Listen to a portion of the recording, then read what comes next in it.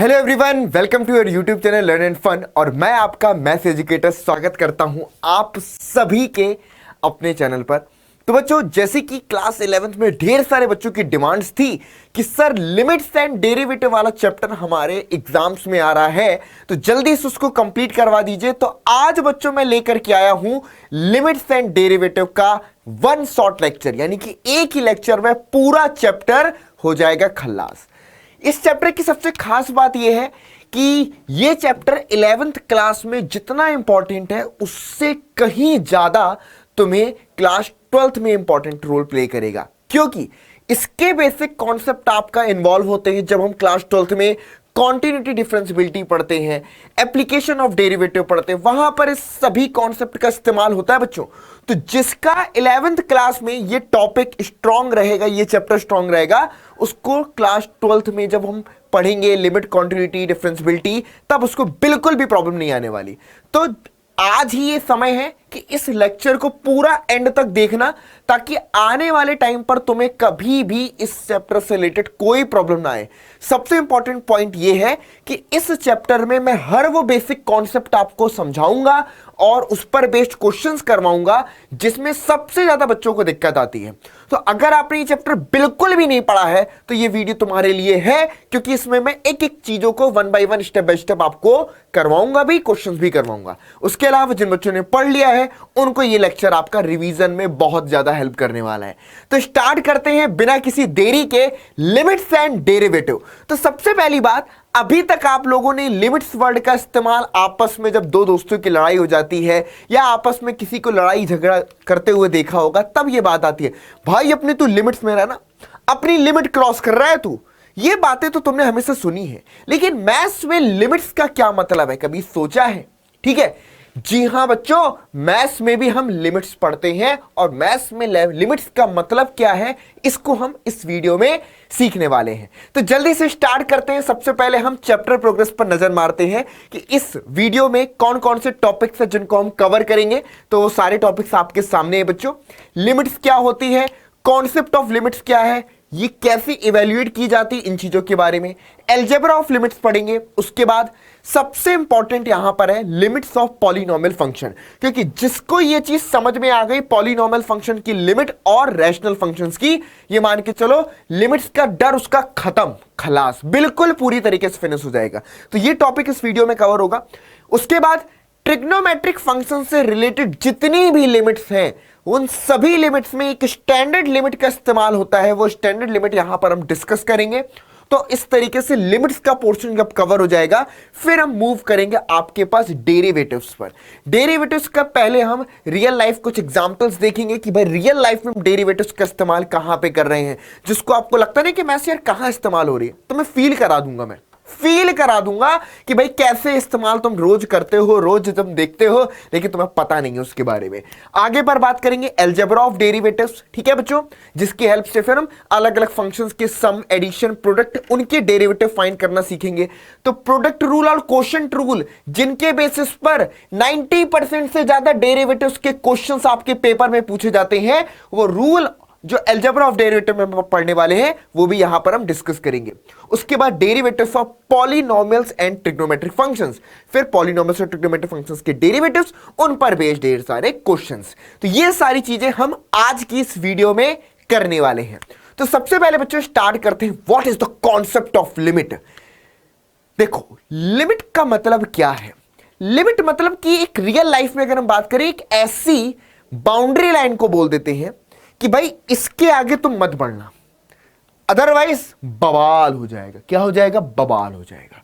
ठीक है, तो यहां पर मैथ्स में लिमिट्स की अगर मैं बात करूं कि एक ऐसी चीज जिस पर हम पहुंचने की तो कोशिश करते हैं लेकिन कभी पहुंच नहीं पाते हैं, है ना, जिस पर हम पहुंचने की कोशिश तो करते हैं और उसके बहुत पास भी चले जाते हैं लेकिन उस तक नहीं पहुंच पाते, वो है आपकी लिमिट्स। और अगर हम उस तक पहुंचते हैं तो फंक्शन का नेचर अलग अलग तरीके का देखने को मिलता है, फंक्शन का बिहेवियर अलग अलग तरीके का देखने को मिलता है। तो एक एग्जांपल के साथ में बात करते हैं बच्चों। आप सभी ने, जब मैंने आपको रिलेशन एंड फंक्शन वाला चैप्टर पढ़ाया था, उस चैप्टर में आपने एक फंक्शन के बारे में पढ़ा होगा जैसे कि F x equal to 1/x। एक सिंपल से एग्जाम्पल के थ्रू मैं आपको ये समझाऊंगा। F x equal to 1/x इस फंक्शन के बारे में सबने पढ़ा है। क्या आपको पता है कि इस फंक्शन का ग्राफ किस टाइप का होता है? थोड़ा तो याद होगा यार मेरे दोस्त, सोचो सोचो, दिमाग लगाओ, कुछ तो याद होगा। चलो, अगर मैं F x equal to 1/x का ग्राफ बनाता हूं, ये हमारे पास x एक्सिस हो गया बच्चों, और ये हमारे पास y एक्सिस हो गया। अगर ग्राफ नहीं पता है तो कोई दिक्कत नहीं है मेरे दोस्त, आज अभी सीख लेते हैं क्या दिक्कत है। F x equal to 1/x का ग्राफ कुछ इस तरीके से होता है कि जैसे जैसे हम x की वैल्यू को इंक्रीज करते जाएंगे, x जितना बड़ा होता जाएगा, जितना x बड़ा होता जाएगा 1/x की वैल्यू उतनी छोटी होती जाएगी। समझ रहे हो?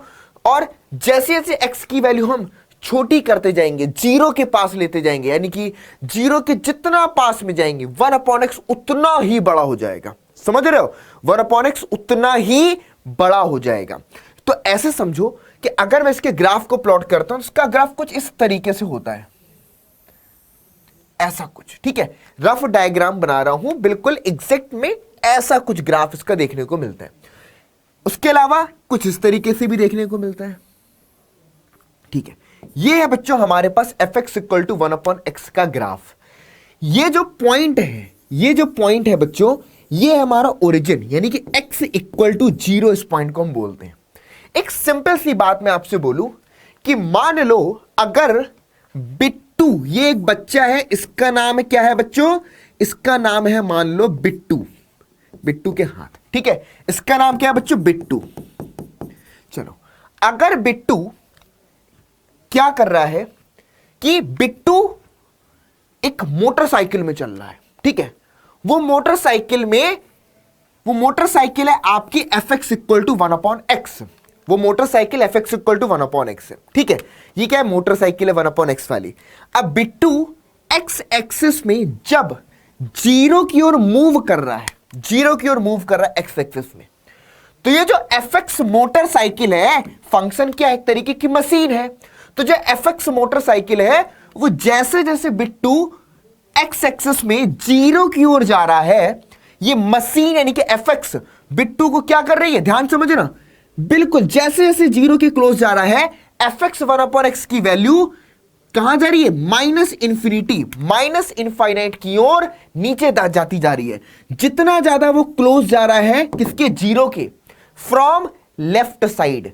जैसे जैसे वो जीरो को क्लोज जा रहा है फ्रॉम लेफ्ट साइड। देखो ऑब्वियस सी बात है ना, अगर ये आपकी डेस्टिनेशन है, यहां पर आपको पहुंचना है और आप एक्स एक्सिस पर चल रहे हो, तो जीरो पर पहुंचने के दो रास्ते हैं ना।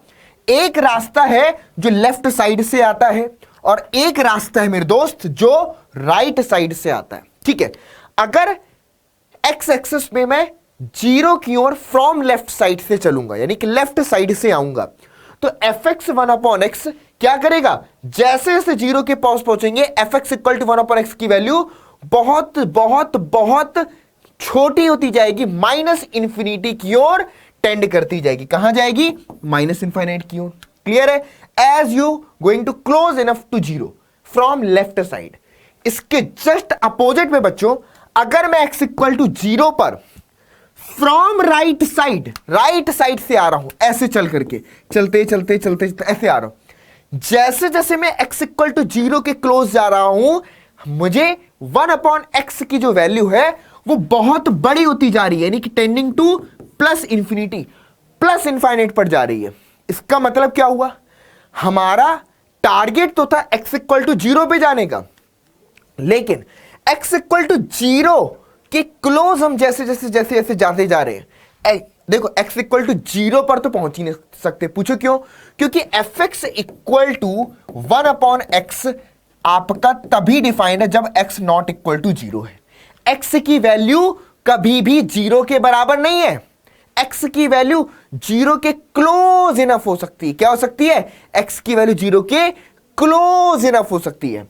तो जब x की वैल्यू 0 के बराबर नहीं है लेकिन 0 के क्लोज इनफ है, क्लोज इनफ का मतलब है कि हो सकता है कि x की वैल्यू आपके पास माइनस में 0.000000000000001 हो, या फिर x की वैल्यू प्लस में 0.0000000001 हो, मतलब एक तरफ से माइनस में एक तरफ से प्लस में, जीरो के बहुत करीब है, बिल्कुल अप्रोक्सीमेट जीरो के बराबर है, लेकिन अप्रोक्सीमेट यानी कि एक्स के अप्रोक्सीमेट जीरो के बराबर होने पर भी यह रिप्रेजेंट करता है कि एक्स इज अप्रोक्सीमेट, एक्स की जो अप्रोक्सीमेट वैल्यू है, approximate equal to zero, X zero के अप्रोक्सीमेट बराबर है, एग्जैक्टली बराबर नहीं है, अप्रोक्सीमेट बराबर है। तो अप्रोक्सीमेट में निगेटिवली बराबर हो सकता है, यानी कि लेफ्ट राइट से राइट साइड से, लेकिन दोनों ही केस में हमारा फंक्शन एक बार माइनस इंफिनिटी को जा रहा है तो दूसरे केस में प्लस इंफिनिटी को जा रहा है। तो यानी कि लेफ्ट साइड से अप्रोच करने पर हम माइनस इनफाइनाइट क्यों टेंड कर रहे हैं, बहुत छोटे हो जा रहे हैं, और जीरो पर ही राइट साइड से अप्रोच करने पर हम प्लस इनफाइनाइट की ओर चले जा रहे हैं। ठीक है, तो ये चीज कहलाती है आपकी लिमिट्स। क्या? लेफ्ट हैंड और राइट हैंड लिमिट। एक्चुअल में बच्चों लिमिट का मतलब क्या है? लिमिट का सिंपल सा फंडा है approximate value of a function at a point. किसी पॉइंट पर फंक्शन की अप्रोक्सीमेट वैल्यू क्या है, नॉट एग्जैक्ट वैल्यू। मतलब यह जरूरी नहीं है कि x इक्वल टू जीरो पर फंक्शन तो डिफाइन नहीं है, लेकिन हम जीरो के अप्रोक्सीमेट यानी कि जीरो के क्लोज इनफ पर हम fx की वैल्यू, उसका नेचर, उसका बिहेवियर तो आइडेंटिफाई कर सकते हैं। यह है एक्चुअल में लिमिट का कॉन्सेप्ट। तो लिमिट का फंडामेंटल जो मोटिव है समझने का वो यह है कि यहां पर हम फंक्शन की अप्रोक्सीमेट वैल्यू को समझते हैं किसी पॉइंट के नेबरहुड में। नेबरहुड का मतलब क्या हुआ? उसके अप्रोक्सीमेट पर, ठीक है, उसके आसपास में क्या है, उस पॉइंट के अप्रोक्सीमेट में फंक्शन की अप्रोक्सीमेट वैल्यू क्या होगी, उसके बारे में स्टडी करते हैं। ठीक है बच्चों, ये है लिमिट्स का एक्चुअल कॉन्सेप्ट। कोई पूछे कि लिमिट क्या है तो आपका आंसर सिर्फ इतना होगा, approximate value of a function at a point. किसी पॉइंट पर फंक्शन की अप्रोक्सीमेट वैल्यू को हम लिमिट बोलते हैं। ये चीज क्लियर हो गई मेरे दोस्त? बस ये थी फंक्शन का लिमिट का बेसिक कॉन्सेप्ट। और हम लिमिट्स किसकी फाइंड करते हैं? हम लिमिट्स फाइंड करते हैं फंक्शन की। किसकी फाइंड करते हैं? फंक्शन।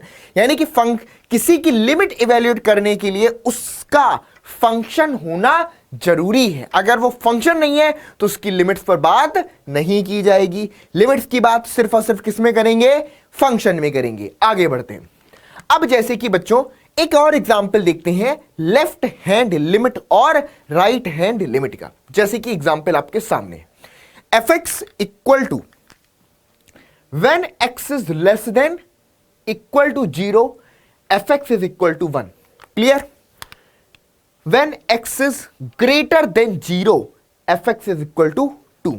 अब यहां पर ध्यान से समझिएगा, यहां पर हम दो चीजें देख सकते हैं। x इक्वल टू 0 मतलब कि ये कोई पॉइंट है आपके पास x इक्वल टू 0। अब मैं x इक्वल टू 0 पर अगर लेफ्ट साइड से आता हूं, ठीक है, लेफ्ट साइड से मतलब कि या तो 0 से कम होऊंगा या 0 के बराबर होऊंगा। क्लियर?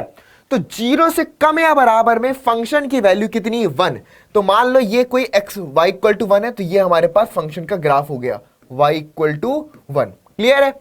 और जैसे ही x की वैल्यू 0 से बड़ी हो जाती है, मतलब 0 से बड़ी का मतलब है कि 0 के बराबर नहीं है, 0.1, 0.2, 0.3 या 0.00000001, मतलब कि बहुत जरा सा बड़ा, लगभग 0 के बराबर लेकिन 0 से जरा सा बड़ा, तो फंक्शन के अप्रोक्सीमेट वैल्यू क्या है? 2। तो इस केस में हम यहां पर बच्चों क्या करते हैं? ऐसे उसको पहले ऊपर बढ़ा लेता हूं, ठीक है ना, थोड़ा सुंदर सा बनाएंगे। आ जाओ आ जाओ आ जाओ, ठीक है। तो मान लीजिए कोई पॉइंट है आपके पास x इक्वल टू 2। तो यहां पर होलो सर्किल इसलिए ले रहे हैं क्योंकि एक्चुअल में x इक्वल टू 2 पर फंक्शन डिफाइन नहीं है, x इक्वल टू 0 पर डिफाइन नहीं है, 0 से बड़े पे, इसलिए यहां पर होलो सर्किल लिया। तो ये हमारे पास y इक्वल टू आपका 2 हो गया। क्लियर?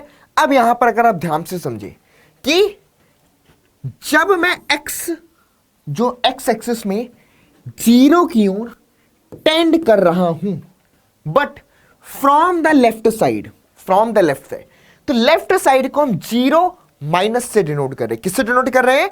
लेफ्ट साइड को मैं 0 माइनस से, कि we are tending to x equal to 0 from red left side. ठीक है, फ्रॉम लेफ्ट साइड। तो इसका मतलब क्या है? fx की जो वैल्यू है, fx की अप्रोक्सीमेट वैल्यू आपको क्या देखने को मिल रही है? fx की अप्रोक्सीमेट वैल्यू जब x 0 पर टेंड कर रहा है लेफ्ट साइड से, तो fx की अप्रोक्सीमेट वैल्यू 1 के बराबर है। कितनी है बच्चों? 1 के बराबर। क्लियर है? और जब मैं x tending to 0 but from right, यानी कि राइट साइड से 0 पर टेंड कर रहा हूं, तो x टेंडिंग टू 0 प्लस, तो fx की अप्रोक्सीमेट वैल्यू क्या? 0 प्लस का मतलब है 0.0000000, बहुत जरा सा 0001, मतलब कि लगभग 0 के बराबर है, लेकिन 0 से जरा सा बड़ा हो गया है। तो 0 प्लस में fx की वैल्यू अब आपका टेंड कर रही है 2 पे। तो इसको हम, ये जो हमारे पास निकल के आई, इसको हम बोलते हैं बच्चों लेफ्ट हैंड लिमिट। और इसको, ये जो हमको निकल करके आई है, यानी कि x इक्वल टू 0 माइनस 0 पर फंक्शन की लेफ्ट हैंड लिमिट 1 है, और 0 पर फंक्शन की राइट हैंड लिमिट, क्योंकि 0 प्लस में निकाला है, ये फंक्शन की राइट हैंड लिमिट है। ये हमारे फंक्शन की राइट हैंड लिमिट है। इसको हम क्या बोलते हैं? लेफ्ट हैंड लिमिट बोलते हैं, और इसको हम क्या बोलते हैं? राइट हैंड लिमिट बोलते हैं। इज इट क्लियर और नॉट? चलिए, तो ये लेफ्ट हैंड लिमिट और राइट हैंड लिमिट का कॉन्सेप्ट हुआ। अब बात करते हैं एग्जिस्टेंस ऑफ लिमिट। हम कब बोलेंगे कि किसी फंक्शन की लिमिट एग्जिस्ट करती है? लेफ्ट हैंड लिमिट का मोटिव समझ में आ गया क्या होता है, राइट हैंड लिमिट का मोटिव समझ में आ गया क्या होता है। ठीक है, अच्छा, लेफ्ट हैंड लिमिट और राइट हैंड लिमिट को लिखने का एक और तरीका भी है, उसको भी समझ लेते हैं कि भाई लेफ्ट हैंड लिमिट को हम इस तरीके से लिखेंगे, left hand limit equal to, एक तरीका तो limit x tending to a minus, किसी पॉइंट a पर, है ना, अगर मान लो कोई point x equal to a है, उस पर लेफ्ट हैंड लिमिट निकालनी है, तो limit x tending to a minus, मतलब कि x की वैल्यू अप्रोक्सीमेट a है, लेकिन a से जरा सी कम है, fx। एक तो तरीका ये हुआ लिखने का लेफ्ट हैंड लिमिट को, limit x tending to a minus of fx, और दूसरा तरीका इसी को लिखने का है लिमिट h टेंडिंग टू 0। यहां पर दूसरा तरीका आपके पास इसको लिखने का है limit h tending to 0 f of a minus में h, यानी कि h क्या है? अप्रोक्सीमेट 0 के बराबर है, a माइनस h, मतलब कि a में से हम h कुछ कम कर रहे हैं, तो a माइनस है। यह हमारे पास लेफ्ट हैंड लिमिट को रिप्रेजेंट करता है। और बच्चों दूसरे केस में राइट हैंड लिमिट की अगर मैं बात करूं, तो यह होता है limit x tending to a plus, limit x tending to a plus of fx, और इसी को दूसरे तरीके से लिखने का तरीका यहां पर कि limit h tending to 0 f of a plus h। यह हमारे पास लिमिट को लिखने का दूसरा तरीका। तो बच्चों इसको हम बुलाते हैं लेफ्ट हैंड लिमिट, और इसको हम बुलाते हैं right hand limit of the function. क्या बुलाते हैं? Left hand limit and right hand limit of the function. चलिए, अब एक छोटा सा एग्जांपल है तुम्हारे पास, fx इक्वल टू आपके पास गिवन है if x is less than 0, that is equal to minus of x, if x is greater than equal than 0, it is equal to x। अब आपको बच्चों x इक्वल टू 0 पर, x equal to 0 पर, है ना, eight x equal to 0 हमें function की left hand limit क्या निकालनी है बच्चों? लेफ्ट हैंड लिमिट बतानी है, एंड यहां पर आपको राइट हैंड लिमिट बतानी है। चलिए एक छोटा सा एग्जांपल है, सॉल्व करिए, अपने आप से ट्राई करिए, और मुझे कमेंट बॉक्स में अपना आंसर लिख करके बताइए। देखो क्लास में कुछ पढ़ना है तो बीच बीच में चीजों को समझना होगा और उसको अप्लाई करना होगा। तो अभी जो कॉन्सेप्ट फंडामेंटल तुम्हें मैंने बताया उसको यहां पर अप्लाई करो। ये function fx equal to x less than 0 पे माइनस ऑफ x है, x greater than equal than 0 पे it is equal to x, at x equal to 0 पर लेफ्ट हैंड लिमिट और राइट हैंड लिमिट तुम्हें बताना है। क्या बताना है? लेफ्ट हैंड लिमिट और राइट हैंड लिमिट। चाहे तुम ये डेफिनेशन अप्लाई करो या ये लेफ्ट हैंड लिमिट में, तो सबसे पहले अगर मुझे लेफ्ट हैंड लिमिट बताना है, चलो मान लो मैं इस डेफिनेशन को अप्लाई करता हूं, क्लियर है?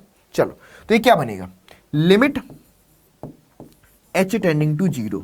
ठीक है, लेफ्ट हैंड लिमिट पर जब हमारे पास fx जो है लेफ्ट हैंड यानी कि जीरो के लेफ्ट में बात कर रहे हैं, किस में बात कर रहे हैं, जीरो के लेफ्ट में बात कर रहे हैं। तो जीरो के लेफ्ट में फंक्शन क्या है, जीरो के लेफ्ट में माइनस ऑफ एक्स है, जीरो के लेफ्ट में, या अगर आप चाहो तो डायरेक्टली इसको ऐसे भी लिख सकते हो और इजी है। ठीक है, जीरो के लेफ्ट में हमारे पास limit x tending to zero minus, दोनों तरीके से समझ लो, limit x tending to zero minus, zero के लेफ्ट में आपका फंक्शन है माइनस ऑफ एक्स। क्या है बच्चों, माइनस ऑफ एक्स, ये है।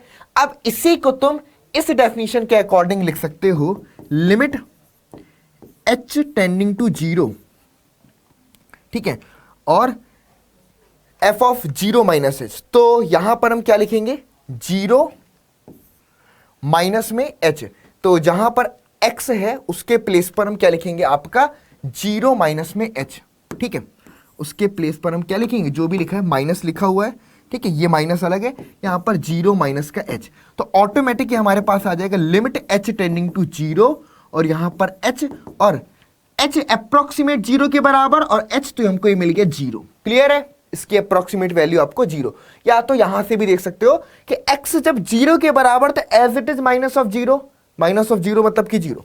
सिमिलरली अगर मैं यहां पर राइट हैंड लिमिट निकालूंगा तो क्या बनेगा, limit x tending to zero plus, limit x tending to zero plus, और जब एक्स की वैल्यू जीरो से बड़ी या बराबर है तो एफ एक्स हमारे पास एज इट इज एक्स है। तो अब देखो, जीरो से बड़ी अप्रोक्सीमेट, अगर X approximate equal to zero है तो एक्स की वैल्यू क्या होगी, एक्स खुद ही जब जीरो के अप्रोक्सीमेट है तो एक्स की भी तो वैल्यू अप्रोक्सीमेट जीरो ही होगी, तो ये भी आपके पास अप्रोक्सीमेट जीरो। तो बच्चों हमारे पास लेफ्ट हैंड लिमिट और राइट हैंड लिमिट दोनों ही आपका जीरो निकल करके आ गई।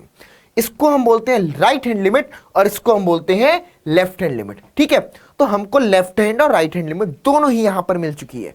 अब बच्चों हम डिस्कस कर सकते हैं एग्जिस्टेंस ऑफ लिमिट।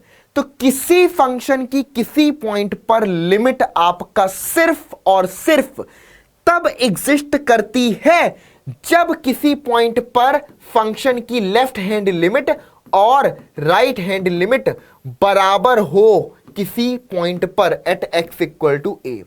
ठीक है बच्चों, अगर किसी पॉइंट पर फंक्शन की लेफ्ट हैंड लिमिट और राइट हैंड लिमिट दोनों बराबर है तो हम क्या बोलेंगे कि limit x tending to a f of x exist. तब हम बोलेंगे कि फंक्शन की x इक्वल टू ए पर लिमिट एग्जिस्ट करती है, और उसको इस तरीके से डिनोट करेंगे कि limit x tending to a f of x exist जब x इक्वल टू ए पर लेफ्ट हैंड लिमिट और राइट हैंड लिमिट दोनों ही आपके बराबर आ जाए। दोनों ही क्या आ जाए बच्चों, दोनों ही आपके बराबर आ जाए। तो इस केस में लेफ्ट हैंड लिमिट और राइट हैंड लिमिट दोनों ही हमारे इक्वल हो जाएंगे। Is it clear? ये थी बच्चों एग्जिस्टेंस ऑफ लिमिट के बारे में। जैसे कि प्रीवियस क्वेश्चन में हमने देखा कि लेफ्ट हैंड लिमिट भी जीरो आई है और राइट हैंड लिमिट भी जीरो आई, तो हम इस क्वेश्चन के अकॉर्डिंग क्या बोल सकते हैं कि limit x tending to zero f of x exist करेगी, क्योंकि लेफ्ट हैंड लिमिट और राइट हैंड लिमिट दोनों ही हमारे पास जीरो के बराबर आ रहे थे।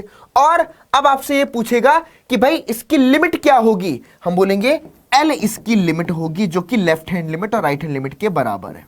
ठीक है, और इसकी लिमिट यानी कि जो लेफ्ट हैंड लिमिट और राइट हैंड लिमिट है ये कुछ आई होगी एल के बराबर, तो वही इसकी लिमिट होगी। तो यहां पर बच्चों अगर हम देखें तो ये लिमिट एग्जिस्ट करती है और लिमिट एल की वैल्यू कितनी आई, लेफ्ट हैंड लिमिट हमारे पास कितना आया zero, right hand limit zero आया, तो लिमिट एल हमारे पास इस फंक्शन की जीरो निकल करके आ गई। लिमिट एल हमारे पास इस फंक्शन की क्या निकल के आ गई, जीरो निकल करके आ गई। इज इट क्लियर और नॉट? कोई डाउट यहां पर?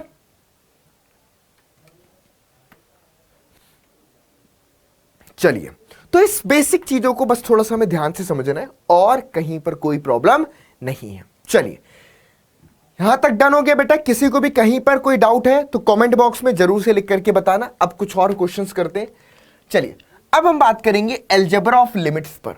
अलजेब्रा ऑफ लिमिट्स का मतलब क्या है बच्चों? सिंपल सी बात कि मान लीजिए ऐसे मैं बोलूं कि कोई फंक्शन है f x, limit x tending to a f of x, मान लो आपके पास एल गिवन है, ठीक है, एंड एक दूसरा फंक्शन आपके पास है, उस फंक्शन की भी x equal to a point पर लिमिट जो है वो भी आपके पास मान लो m है। दो फंक्शन है एफ एक्स और जी एक्स, एक कॉमन पॉइंट पर उनकी लिमिट डिफाइंड है, एग्जिस्ट करती है, जो कि l और m के बराबर है।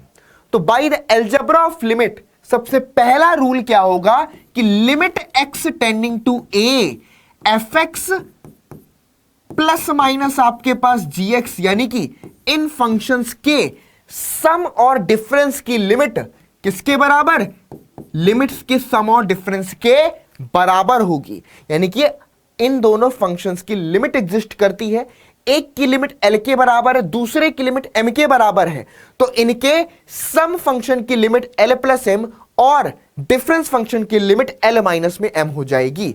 साथ ही साथ दूसरा, limit x tending to a k times of f x, के अगर आपके पास कोई स्केलर है, के कोई आपके पास कांस्टेंट है, स्केलर है, तो k इंटू में एफ एक्स की लिमिट आपके पास k टाइम्स l के बराबर हो जाएगी। ठीक है बच्चों, तीसरी इंपॉर्टेंट लिमिट है कि limit x tending to a आपके पास f ऑफ x इंटू में आपके पास gx है, यानी कि इन दोनों फंक्शन के प्रोडक्ट की जो लिमिट होगी वो आपके पास l इंटू में m के बराबर हो जाएगी। और चौथा इंपॉर्टेंट और लास्ट, जिसे हम कोशेंट की लिमिट बोलेंगे, तो limit x tending to a f x upon में gx की लिमिट, ये हमारे पास बच्चों l अपॉन m के बराबर हो जाएगी, प्रोवाइडेड, एक कंडीशन याद रखिएगा कि जो डिनोमिनेटर है, यानी कि आपके पास gx यानी कि g ऑफ a आपके पास 0 के बराबर नहीं होना चाहिए, डिनोमिनेटर आपका 0 के बराबर नहीं होना चाहिए, तो l अपॉन m के बराबर आ जाएगी। क्लियर है? चलिए, तो ये चीज बच्चों यहां पर इसको हम बोलते हैं अलजेब्रा ऑफ लिमिट, यानी कि दो फंक्शंस l और m है, एफ एक्स और जी एक्स है, किसी कॉमन पॉइंट पर दोनों ही फंक्शन की लिमिट एग्जिस्ट करती है, एक की लिमिट l है और दूसरे की लिमिट आपके पास m है, तो उनके सम और डिफरेंस फंक्शन की लिमिट उनके अलग अलग लिमिट के सम और डिफरेंस के बराबर होगी, उनके फंक्शन के स्केलर के मल्टीपल के साथ में लिमिट k इंटू में l के बराबर होगी, फंक्शंस के प्रोडक्ट की लिमिट l इंटू में m के बराबर, फंक्शन के कोशेंट की लिमिट l अपॉन m के बराबर, और डिनोमिनेटर जो है वो नॉट इक्वल टू 0 होना चाहिए। ये हमारे पास क्या है बच्चों, अलजेब्रा ऑफ लिमिट्स है। क्लियर है? आया कॉन्सेप्ट समझ में? सबको क्लियर है? किसी को भी कोई डाउट है तो बेफिक्र होकर के पूछ सकते हो मेरे दोस्त। चलिए आगे बढ़ते हैं। अब जैसे कि ये सारी चीजें आपको यहां पर एक साथ से लिख भी जाएंगी, तो आप इसको यहां से नोट भी कर सकते हैं। क्लियर है? चलिए ओके, तो यहां पर आपको अलग से मिल जाएगा, हैंड रिटन नोट्स भी मिल जाएंगे। तो बच्चों अगर आप हमारे टेलीग्राम चैनल को ज्वाइन करना चाहते हैं तो डिस्क्रिप्शन बॉक्स में टेलीग्राम चैनल का लिंक है, उसमें आपको ये जो भी क्लास में लिख रहा हूँ, पढ़ा रहा हूँ, जो क्लास की स्लाइड्स हैं, इन सभी की सब हैंड रिटन नोट्स आपको हमारे टेलीग्राम चैनल पर मिलेंगे। और हमने अभी इसके पहले और भी लेक्चर्स, आपके कोनिक सेक्शन हो गया, स्ट्रेट लाइन हो गया, परम्यूटेशन कॉम्बिनेशन हो गया, ठीक है, इन सभी चैप्टर पर बेस्ड वीडियोस बना चुका हूं। कॉम्प्लेक्स नंबर हो गया, रिलेशन फंक्शन हो गया, ट्रिग्नोमेट्रिक फंक्शन हो गया, सीक्वेंस एंड सीरीज हो गया, तो आप जा करके उन वीडियोस को भी देख सकते हैं। आपको पूरा सिलेबस कंप्लीट, मैं जल्द से जल्द पूरा कंप्लीट करने वाला हूं। लिमिट्स एंड डेरिवेटिव कंप्लीट जैसे ही होगा, इसके बाद हम प्रोबेबिलिटी, जो आपका सबसे डिमांडिंग चैप्टर है, प्रोबेबिलिटी कंप्लीट करा देंगे। तो हाई स्कोरिंग चैप्टर कंप्लीट होने के बाद जो कुछ चैप्टर्स बच रहे हैं, जैसे कि बाइनोमियल थ्योरम हो गया, लीनियर इनइक्वालिटीज हो गया, उनको कंप्लीट करवा दूंगा। तो कोशिश है कि एक एक लेक्चर में, बड़ा सा लेक्चर होगा लेकिन पूरा चैप्टर एक बार में कंप्लीट करवा दूं, ये मेरा मोटिव है। आप लोग क्या चाहते हो, आप लोग को कुछ और डिमांड है, आप कुछ और चाह रहे हो, तो जरूर से कमेंट बॉक्स में लिख करके बताना।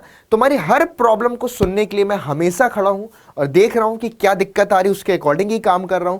तो मेरे सपोर्ट करिए आप लोग, आपके हर प्रॉब्लम का सॉल्यूशन मैं जल्द से जल्द लाने की कोशिश करूंगा। चलिए आगे बढ़ते हैं। नेक्स्ट है बच्चों, limits of polynomial function. Polynomial function क्या होता है, हम सबको मालूम है। चलो कुछ एग्जाम्पल बताते हैं। याद है बच्चों, पॉलिनोमियल फंक्शन है ना, जैसे कि सबसे पहले हमने पढ़ा है कि कांस्टेंट पॉलिनोमियल, इसको हम क्या बुलाते हैं? Constant polynomial. कांस्टेंट पॉलिनोमियल की डिग्री क्या होती है? क्या होती है कांस्टेंट पॉलिनोमियल की डिग्री? अरे 9th क्लास में पढ़ा था भाई। कांस्टेंट पॉलिनोमियल की डिग्री होती है 0, मतलब कि px इक्वल टू 2 है तो इसको हम लिख सकते हैं 2 इंटू में x की पावर 0, इसको लिख सकते हैं। अगर दूसरा पॉलिनोमियल px इक्वल टू, मान लो मैंने यहां पर 2x प्लस में 5, इस पॉलिनोमियल की डिग्री कितनी है? 1 है। इसी तरीके से एक और पॉलिनोमियल px इक्वल टू लिख दिया मैंने 2x स्क्वायर प्लस में 5x प्लस में आपके पास 6, एक और पॉलिनोमियल लिख दिया। और पॉलिनोमियल लिख सकते हैं, तो ये जितने भी हैं हमारे पास, ये सभी के सभी एग्जाम्पल हैं किसके? पॉलिनोमियल्स के। ठीक है, तो ये सब हमारे कहलाते हैं पॉलिनोमियल्स। तो बहुत इंपॉर्टेंट थ्योरम है बच्चों, if f is a polynomial function, अगर f आपका कोई पॉलिनोमियल फंक्शन है, ठीक है, then limit x tending to a, यहां पर कोई भी रियल नंबर, जहां पर a is any real number, कोई भी आपका रियल नंबर हो सकता है। ए आपके पास कोई भी रियल नंबर हो सकता है। ठीक है, तो limit x tending to a fx exist, यानी कि हर एक पॉइंट a पर फंक्शन की लिमिट एग्जिस्ट करेगी and it is given by, और उस फंक्शन की लिमिट आपके पास f ऑफ a के बराबर होगी। बहुत इंपॉर्टेंट और शानदार जबरदस्त वाला रूल है बेटा ये। इसके बाद तुम्हारी जिंदगी में बहुत सारी तकलीफें दूर हो जाने वाली हैं। ये थ्योरम को पढ़ने के बाद मतलब की कहानी ये हो गई कि अगर कोई भी पॉलिनोमियल फंक्शन है, फॉर एग्जांपल, मैंने आपको अभी इतने एग्जांपल बताए, इन्हीं में से किसी एग्जांपल के थ्रू मैं इसको समझा देता हूं। ठीक है, चलो, ये हमारे पास एक पॉलिनोमियल गिवन है fx equal to 2x plus में 5। ठीक है, ये हमारे पास एक पॉलिनोमियल है। चलो, fx equal to 2x plus में 5। अब हमें निकालना है limit x tending to tan f of x। तो सबसे पहले देखो कि fx कैसा फंक्शन है? एक पॉलिनोमियल फंक्शन है। तो इस पॉलिनोमियल फंक्शन की लिमिट क्या होगी? सिंपल सी बात है, इसकी लिमिट f ऑफ 10 के बराबर होगी। किसके बराबर होगी? f ऑफ 10 के, क्योंकि एक पॉलिनोमियल फंक्शन है तो पॉलिनोमियल के फंक्शन की लिमिट उस पॉइंट पर फंक्शन की वैल्यू के बराबर होती है। याद रखिएगा, ऐसा सिर्फ पॉलिनोमियल फंक्शंस के केस में होता है, और कुछ एक फंक्शन और है जहां पर हम इस्तेमाल कर सकते हैं कि पॉलिनोमियल फंक्शन की लिमिट उस पॉइंट पर फंक्शन की वैल्यू के बराबर होती है मेरे भाई। चलो, तो अगर तुम्हें 2x प्लस 5 की x टेंडिंग टू 10 पर लिमिट निकालनी है, तो लिमिट x टेंडिंग टू 10 आपके पास 2x प्लस में 5, तो ये बनेगा 2 इंटू में 10 प्लस में 5, आपके पास 25 निकल करके आएगा। 2 इंटू में 10 प्लस में 5, यानी कि आपके पास 25 फंक्शन की लिमिट निकल करके आएगी। क्या आएगी? फंक्शन की लिमिट निकल करके आएगी 25। इट इज क्लियर और नॉट? क्या ये क्लियर है? आगे समझ में? चलो, तो ये हमारे पास 25 फंक्शन की लिमिट निकल करके आएगी। आगे बढ़े, नेक्स्ट उस पर आते हैं। फाइंड द लिमिट्स, हमको लिमिट्स फाइंड करना है। क्लियर? किसकी लिमिट फाइंड करना है? अगला फंक्शन देखो, x टेंडिंग टू 1 पे x क्यूब माइनस का x स्क्वायर प्लस में 1, इसकी लिमिट निकालनी है। ये कैसा फंक्शन है? एक पॉलिनोमियल फंक्शन है। तो x टेंडिंग टू 1 पर फंक्शन की लिमिट निकालने के लिए सिंपल सा क्या करोगे? जहां पर x वहां पर 1 पुट कर दो, तो 1 टू द पावर 3 माइनस में 1 टू द पावर 2 प्लस में 1, तो आंसर आ जाएगा 1। तो फंक्शन की लिमिट हमको 1 निकल करके आ गई। अगला question, limit x tending to 3 x into x plus 1, ये क्या बनेगा? Limit x tending to 3, multiply कर लो, पता चल जाएगा पॉलिनोमियल ही है, एक्स स्क्वायर प्लस में x, तो ये बनेगा 9 प्लस में 3 आपके पास 12। कितना बन गया? 12। क्लियर है? ये हमारे पास 12 बन गया। उसके बाद तीसरे नंबर में लिमिट x टेंडिंग टू -1, -1 पर फंक्शन की लिमिट निकाल रहे हैं, तो 1 plus x square plus dot dot x की पावर 10, तो क्या हो जाएगा? देखो, सबसे पहले जहां जहां पर x है वहां वहां पर -1 पुट कर दो। क्या कर दो? -1 वहां वहां पर पुट कर दो, तो ये बनेगा बच्चों आपके पास 1। उसके बाद x इक्वल टू -1 रखा, तो ये बन गया -1, फिर आपने 1 रखा। ठीक है, तो जब जब x की पावर इवन होगी तब तब क्या होगा, +1, जब जब x की पावर ऑड होगी तब तब -1। तो 1, ठीक है, -1, ठीक है, उसके बाद फिर ये आपके पास -1 का होल स्क्वायर, फिर -1 to the power 3, -1 to the power 4, -1 to the power 5, -1 to the power 6, -1 to the power 7, -1 to the power 8, clear है, और -1 to the power 9 and -1 to the power 10, clear है। तो यहां से आपके पास बनेगा 1, फिर -1, फिर उसके बाद प्लस का 1, टोटल यहां पर 11 एलिमेंट है, ठीक है। तो ये हो गया -1 +1 -1 +1 -1 +1 -1 +1 -1 +1, कितने हो गए, 1 2 3 4 5 6 7 8 9 10, बहुत बढ़िया। ये कैंसिल, ये कैंसिल, ये कैंसिल, ये कैंसिल, ये कैंसिल, केवल कितना बचा, 1। तो यानी कि हमारे पास लिमिट कितनी निकल करके आ गई, लिमिट इसकी 1 निकल करके आ चुकी है। तो ये हमारे पास फंक्शन की लिमिट हो गई। तो limit x tending to -1 1 + x + x² पर डॉट x की पावर 10, इसकी लिमिट 1 निकल करके आ गई।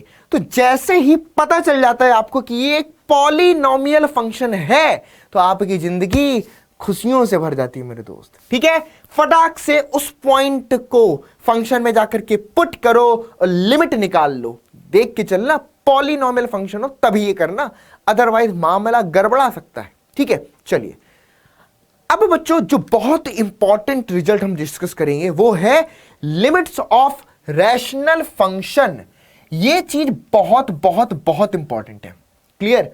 इसमें 99% बच्चों से गड़बड़ी होती है, तो बहुत ध्यान से फोकस के साथ समझना, और ये चीजें मैं तुम्हें एग्जाम्पल के थ्रू समझाऊंगा। फॉर एग्जाम्पल, पहले टाइप का यानी कि टाइप 1 प्रॉब्लम तुम्हारे सामने है। टाइप 1 प्रॉब्लम, रैशनल फंक्शन मान लो ऐसा है कि एक फंक्शन fx है तुम्हारे पास, x² प्लस में 2 अपॉन में x प्लस में 2, ठीक है, x² प्लस में 2 अपॉन x प्लस में 2, और तुमसे बोले कि तुम्हें लिमिट x टेंडिंग टू 2, आपको इस फंक्शन की लिमिट बतानी है x² plus 2 upon x plus 2 की। तो सबसे पहले ऊपर वाला फंक्शन पॉलिनोमियल है, नीचे वाला फंक्शन पॉलिनोमियल है, दोनों पॉलिनोमियल फंक्शन है, हर जगह इनकी लिमिट एग्जिस्ट करती है। x इक्वल टू 2 पर ऊपर वाले फंक्शन की लिमिट कितनी आएगी, 2 की पावर 2 प्लस में 2 यानी कि 4 + 2 6। नीचे वाले फंक्शन की लिमिट कितनी आएगी, 2 + 2 4, मतलब दोनों की लिमिट एग्जिस्ट करती है। इंपॉर्टेंट ये है कि x इक्वल टू 2 पर डिनोमिनेटर आपका 0 तो नहीं हो रहा, चेक करो, x इक्वल टू 2 रखने पर 2 + 2 बना, मतलब कि 0 नहीं हो रहा है। क्या नहीं हो रहा है, 0 नहीं हो रहा है। तो इसका मतलब है कि डायरेक्ट लिमिट हम लिख सकते हैं 2 की पावर 2 प्लस में 2 अपॉन में 2 प्लस में 2, यानी कि आपके पास 6/4, यानी कि आपके पास 3/2। यहां पर लिख देता हूं, लिमिट आपके पास 3/2 निकल करके आ जाएगी। कितनी आ जाएगी, लिमिट आपके पास 3/2। लास्ट का दिख नहीं रहा होगा आई होप, तो मैं इसको हटा देता हूं ऐसे। चलिए, तो इसकी लिमिट आपके पास 3/2 निकल करके आ जाएगी। इट इज क्लियर और नॉट, ओके।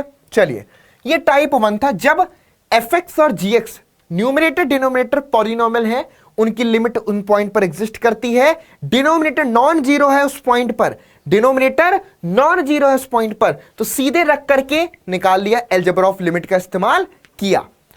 टाइप 2 प्रॉब्लम क्या है, टाइप 2 प्रॉब्लम यहां पर ऐसे है, मान लो fx इक्वल टू तुम्हारे पास है x² माइनस में 4 अपॉन में x माइनस का 2। क्या लिखा है, x² माइनस 4 अपॉन में x माइनस 2। न्यूमरेटर एक पॉलिनोमियल है, डिनोमिनेटर भी एक पॉलिनोमियल है, दोनों पॉलिनोमियल है। अब आपसे बोले कि लिमिट x टेंडिंग टू 2 और आपको x² minus 4 upon x minus 2, इसकी लिमिट फाइंड करनी है। क्या करनी है, इसकी लिमिट फाइंड करनी है, x² माइनस 4 अपॉन में x माइनस 2 की लिमिट निकालनी है। तो क्या करोगे, ध्यान से देखो। अब कहानी यह है कि जब तुमने x इक्वल टू 2 यहां पे रखा, तो न्यूमरेटर बना 4 माइनस का 4, डिनोमिनेटर बना 2 माइनस का 2, 0/0 बन गया। यह है गड़बड़ फॉर्म, इसको हम गड़बड़ फॉर्म बोलते हैं। कौन सी? गड़बड़ फॉर्म, गड़बड़ फॉर्म। लेकिन मैथमेटिकल लैंग्वेज में इसको हम इनडिटरमिनेट फॉर्म बोलते हैं। इनडिटरमिनेट का मतलब है कि यहां से हम कुछ नहीं कह सकते कि लिमिट एग्जिस्ट करेगी या नहीं करेगी। Indeterminate form, clear? तो जैसे ही 0/0 आएगा थम जाओ और बोलो थमा भाई साहब, ऐसे काम नहीं चलेगा, सोचना पड़ेगा कि अब हम क्या करें। तो अब ऐसे केस में जब आपको यह दिखा कि 0/0 का फॉर्म बन रहा है, क्लियर है ना? तो हमें क्या करना है, याद रखना है। देखो अब हमें 0/0 रख करके जरूरी नहीं कि निकालें, है ना? निकाल भी लिए तो कोई दिक्कत नहीं है, वरना हमारे पास काम यह है कि हमें यह चीज रखनी है और देखना है कि x = 2 रखने पर न्यूमरेटर 0, डिनोमिनेटर 0 है, तो सबसे बड़ी दिक्कत है। डिनोमिनेटर 0 है, सबसे बड़ी दिक्कत यहीं पे है ना? तो अब क्या करेंगे, ध्यान से समझना, हम यहां पर करेंगे फैक्टराइजेशन अगर पॉसिबल है। क्या करेंगे बच्चों? यहां पर करेंगे हम फैक्टराइजेशन अगर पॉसिबल है। जैसे कि यह बनेगा limit x tending to 2, x² - 4 को हम लिख सकते हैं x + 2 इंटू में x - 2 अपॉन में अगर मैं देखूं तो x - 2। अब आप देखना x - 2 से x - 2 वाला टर्म कैंसिल आउट हो गया, तो ये बना लिमिट x टेंडिंग टू 2 और x + 2। अब इसकी लिमिट निकाल लो। x + 2 पॉलिनोमियल है, x = 2 पर x + 2 की लिमिट क्या हो जाएगी? 2 + 2 यानी कि आपके पास 4। तो हमको अब लिमिट डिटरमाइन हुई, अब हम इसकी लिमिट निकाल पाए। यानी कि जब बने 0/0 का फॉर्म तो क्या करना है, कोशिश करनी है, ट्राई करनी है फैक्टराइजेशन की अगर पॉसिबल है। अगर पॉसिबल है, जबरदस्ती थोड़ी करोगे, पॉसिबल ही नहीं है तो कैसे फैक्टराइज करोगे, है ना? अगर पॉसिबल ही नहीं है तो नहीं फैक्टराइज करना है, लेकिन अगर पॉसिबल हो रहा है, आपको दिख रहा है, फैक्टराइजेशन करो, फिर जो टर्म कैंसिल हो सकते फिर अप्लाई करो, ठीक है? तो अगर 0/0 का फॉर्म बनेगा तो आप फैक्टराइजेशन करने की कोशिश करोगे अगर न्यूमरेटर डिनोमिनेटर दोनों ही आपके क्या हो, आपके पॉलिनोमियल हो। कब? जब 0/0 का फॉर्म हो। क्या हो? 0/0 का फॉर्म। टाइप नंबर 3 मामला बहुत आसान है और सेट है। वो ये है कि आपके पास फंक्शन गिवन है fx = x² + में 4 अपॉन में x - 2 अपॉन में x - 2। अब अगर हम देखें कि ये बताओ limit x tending to 2 x² + 4 upon x - 2। अब यहां पर देखो, अब जब तुम x की वैल्यू 2 पुट करोगे तो 2 की पावर 2, 4 + 4 8 अपॉन 0 आ गया। तो इसका मतलब क्या है, यानी कि न्यूमरेटर नॉन जीरो है, डिनोमिनेटर 0 के बराबर है। तो हम क्या बोलेंगे कि at x = 2 limit x tending to 2 f of x does not exist. ये क्या होगी बच्चों? एग्जिस्ट नहीं करेगी, यानी कि इस केस में लिमिट आपकी एग्जिस्ट नहीं करेगी जब सिर्फ डिनोमिनेटर 0 हो और न्यूमरेटर नॉन जीरो हो, तो रैशनल फंक्शन की लिमिट एग्जिस्ट नहीं करेगी मेरे भाई। इज इट क्लियर और नॉट? ये बात समझ में आई या नहीं आई? इस चीज को दिमाग में रखना है और इसी पर बेस्ड हम क्वेश्चंस को अप्लाई करेंगे। क्लियर है? चलो आगे बढ़ते हैं। अब जैसे कि कुछ क्वेश्चंस हैं और इनको हम सॉल्व करते हैं फटाफट से तेजी के साथ में। पहला question, limit x tending to 1 x² + 1 upon में x प्लस में 100। x की वैल्यू 1 + 1 2 अपॉन में 101। तो सिंपल सा पॉलिनोमियल फंक्शन है, न्यूमरेटर डिनोमिनेटर की लिमिट एग्जिस्ट भी करेगी, दोनों ही नॉन जीरो है। x = 1 पुट कर दो तो 1² + 1 अपॉन में 1 प्लस में 100। तो ये क्या बन गया? 2 अपॉन में 101 बन गया। क्लियर है? चलिए दूसरे नंबर का question, limit x tending to 2 x की पावर 3 माइनस का 4x² प्लस का 4x अपॉन में x² माइनस का 4।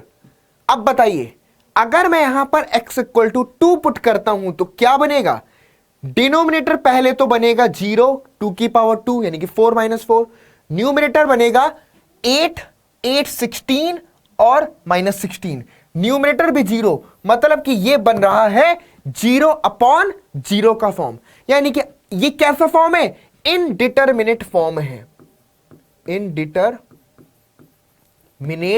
फॉर्म, यानी कि इसको हम अभी डिटरमाइन नहीं कर सकते कि क्या होगा क्या नहीं होगा।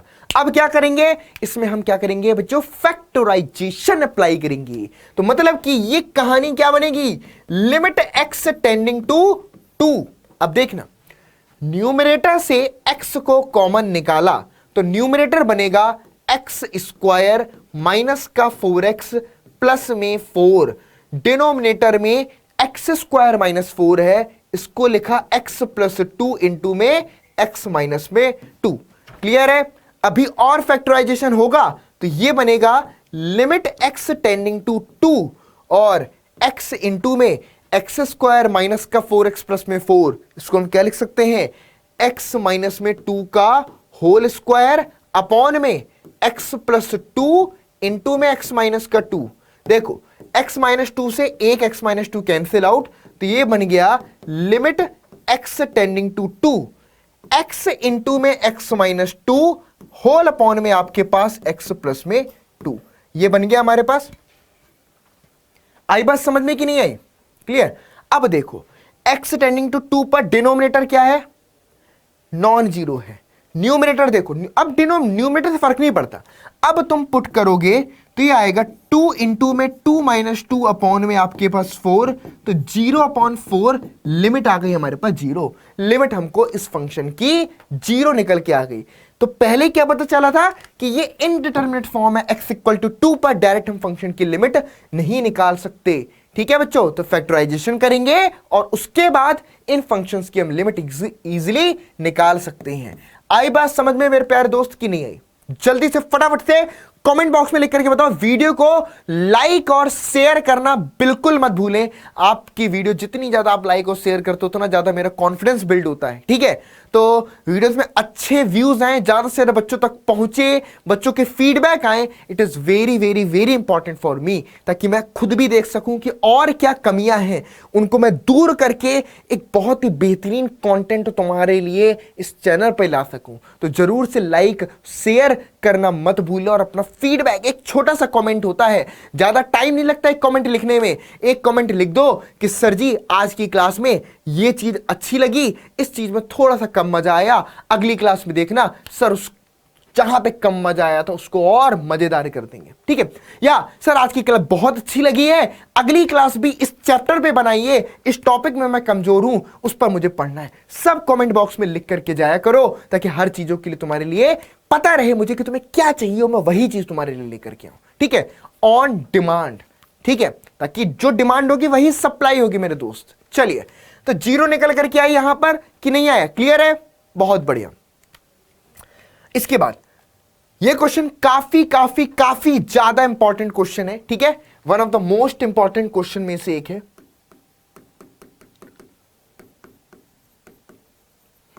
चलो, अब इस क्वेश्चन में अगर हम देखें तो सबसे पहली बात, लिमिट x टेंडिंग टू 1, दो अलग अलग फंक्शंस दे दिए हैं। ठीक है, यहां पर x माइनस 2 अपॉन में एक्स स्क्वायर माइनस एक्स है, x इक्वल टू 1 पुट करता हूं तो ऊपर पे नॉन जीरो, नीचे पर 0 आता है। यहां पर x इक्वल टू 1 पुट करता हूं तो 1 प्लस 2 3 माइनस 3 0, तो डिनोमिनेटर दोनों के केस में 0 आ रहे हैं। क्लियर है, मतलब कि ये भी 1 अपॉन 0 1 अपॉन 0, तो g1 अपॉन 0 माइनस 1 अपॉन 0 ये भी इनडिटरमिनेट फॉर्म है। हम ऐसी कंडीशन को भी फैक्टराइज या सिंप्लीफाई करने की कोशिश करते हैं। ठीक है, ऐसे कंडीशन में भी हम, हाँ सिंपल सा अगर हमको सिर्फ इतना देता, नोट करना, सिर्फ इतना दे देता कि limit x tending to 1 x minus 2 upon में एक्स स्क्वायर माइनस का 1, तो हम ये बोलते कि न्यूमरेटर आपके पास कितना आ रहा है -1, डिनोमिनेटर 0, हम बोलते नॉट एग्जिस्ट, लिमिट एग्जिस्ट नहीं करेगी। सिंपल सा लिख देते। इसी तरीके से इस केस में भी यही कर देते, लेकिन डिफरेंस है ये भी एग्जिस्ट नहीं करती, ये भी एग्जिस्ट नहीं करती, तो क्या उनका डिफरेंस भी एग्जिस्ट नहीं करेगा? तो इसके बारे में आज की वीडियो में, इस पर्टिकुलर क्वेश्चन में हम सीखेंगे। ये बहुत इंपॉर्टेंट है। देखो, सबसे पहली बात बच्चों हम यहां पर देखेंगे limit x tending to 1। Clear? अब हम इसको फैक्टराइज करने की कोशिश करेंगे, यानी कि x माइनस 2 अपॉन में x कॉमन ले लो, तो यहां से हमारे पास x माइनस में 1 आएगा। क्लियर है? इसके बाद माइनस में आ जाओ, ये बना बच्चों 1 अपॉन में x, यहां से अगर हम कॉमन लेते हैं तो ये बनेगा x स्क्वायर माइनस का आपके पास 3x और प्लस में आपके पास 2, ब्रैकेट क्लोज। क्लियर है? अगेन इसको सिंप्लीफाई कर देते हैं, तो limit x tending to 1। Okay, यहां पर बना आपके पास x माइनस 2 अपॉन में x इंटू में x माइनस का 1 और माइनस में 1 अपॉन में, इसको फैक्टराइज अगर करेंगे तो क्या बनेगा? x इंटू में x स्क्वायर माइनस का 3x प्लस में 2 है, मतलब कि x माइनस 1 x माइनस 2, इसके फैक्टर बनेंगे x माइनस 1 इंटू में x माइनस 2, ये ब्रैकेट क्लोज। क्लियर है? चलो, अब अगर मैं यहां से एलसीएम ले लेता हूं लिमिट x टेंडिंग टू 1 में, क्या एलसीएम ले लिया? x इंटू में x माइनस 1 इंटू में x माइनस 2, मैंने इन दोनों से x इंटू में x माइनस 1 इंटू में x माइनस 2 एलसीएम ले लिया, तो x इंटू x माइनस 1 है, डिवाइड हो जाएगा, बचेगा x माइनस 2, यहां मल्टीप्लाई कर दो तो x माइनस 2 का होल स्क्वायर आ गया। ठीक है? x into x minus 1 x minus 2, यहां पर सिर्फ और सिर्फ माइनस का 1 आ गया। इसको जरा ओपन करते हैं तो ये बन जाएगा लिमिट x टेंडिंग टू 1 और यहां से आएगा x स्क्वायर। ठीक है? x स्क्वायर माइनस में 4x प्लस में 4 माइनस में 1 अपॉन में आपके पास x इंटू में x माइनस 1 इंटू में x माइनस में 2। मोटिव है कि x माइनस 1 वाला टर्म कट जाए। ठीक है? ये कट जाएगा तो काम बहुत आसान हो जाएगा। यहां से बनेगी बच्चों बात कि लिमिट x टेंडिंग टू 1, यहां से 4 माइनस 1 कितना बन गया आपके पास? 3, तो ये बन गया x स्क्वायर माइनस का 4x प्लस में आपके पास 3, डिनोमिनेटर में x इंटू में x माइनस 1 इंटू में x माइनस में 2। It is clear? कोई डाउट यहां पर नहीं है? चलिए, यहां से अगर हम देखें तो ये बन जाएगा लिमिट x टेंडिंग टू 1, इसके फैक्टराइजेशन 3 1 जा 3, तो x माइनस 1 इंटू में x माइनस में 3 अपॉन में x इंटू में x माइनस 1 इंटू में x माइनस में 2, क्लोज। x माइनस 1 से x माइनस 1 कैंसिल आउट, ये बनेगा limit x tending to 1 x minus में 3 होल अपॉन x इंटू में x माइनस में 2, ब्रैकेट क्लोज। तो यहां से बच्चों लिमिट आ गई, लिमिट x टेंडिंग टू 1 और सॉरी, अब लिमिट है ऊपर देखना, न्यूमरेटर नॉन जीरो, डिनोमिनेटर भी नॉन जीरो, लिमिट पुट कर दो तो आएगा 1। एक सेकेंड, इसकी सीधे सीधे लिमिट आएगी आपका 1 माइनस में 3 अपॉन में 1 इंटू में 1 माइनस का 2, तो यहां से आएगा आपके पास माइनस में 2 अपॉन में नीचे पर माइनस का 1, माइनस से माइनस कैंसिल आउट, तो इसकी लिमिट हमको 2 निकल के आएगी, जो कि आंसर है। क्लियर है?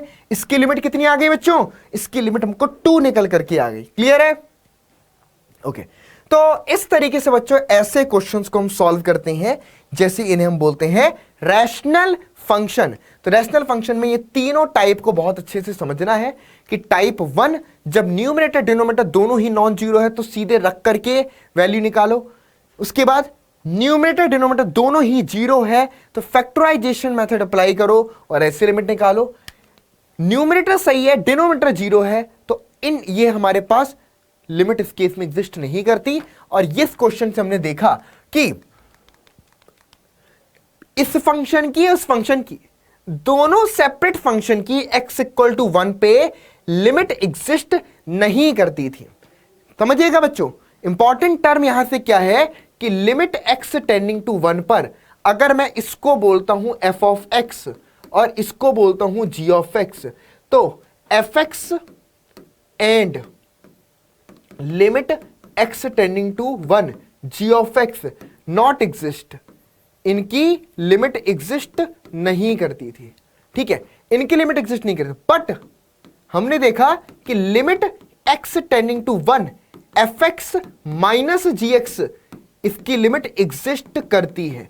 मतलब हमें यह तो पता है कि दो फंक्शन है, अगर कॉमन पॉइंट पर लिमिट एग्जिस्ट करती है तो सम की और डिफरेंस की, प्रोडक्ट की और कोशेंट की लिमिट एग्जिस्ट करेगी। लेकिन अगर दोनों की एग्जिस्ट नहीं करती है तो भी सीखने को मिला कि उनके सम और डिफरेंस की लिमिट एग्जिस्ट कर भी सकती है और नहीं भी कर सकती। हां, अगर इस तरीके से फैक्टराइज नहीं होता, चीजें नहीं कैंसिल होती तो नहीं एग्जिस्ट करती, यहां पे कर गई।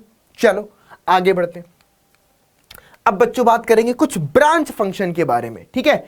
जैसे कि यहां पर है find limit x tending to 1 f of x where fx equal to x is less than equal than 1 x square minus 1 x is greater than 1 it is equal to minus में x स्क्वायर माइनस में 1।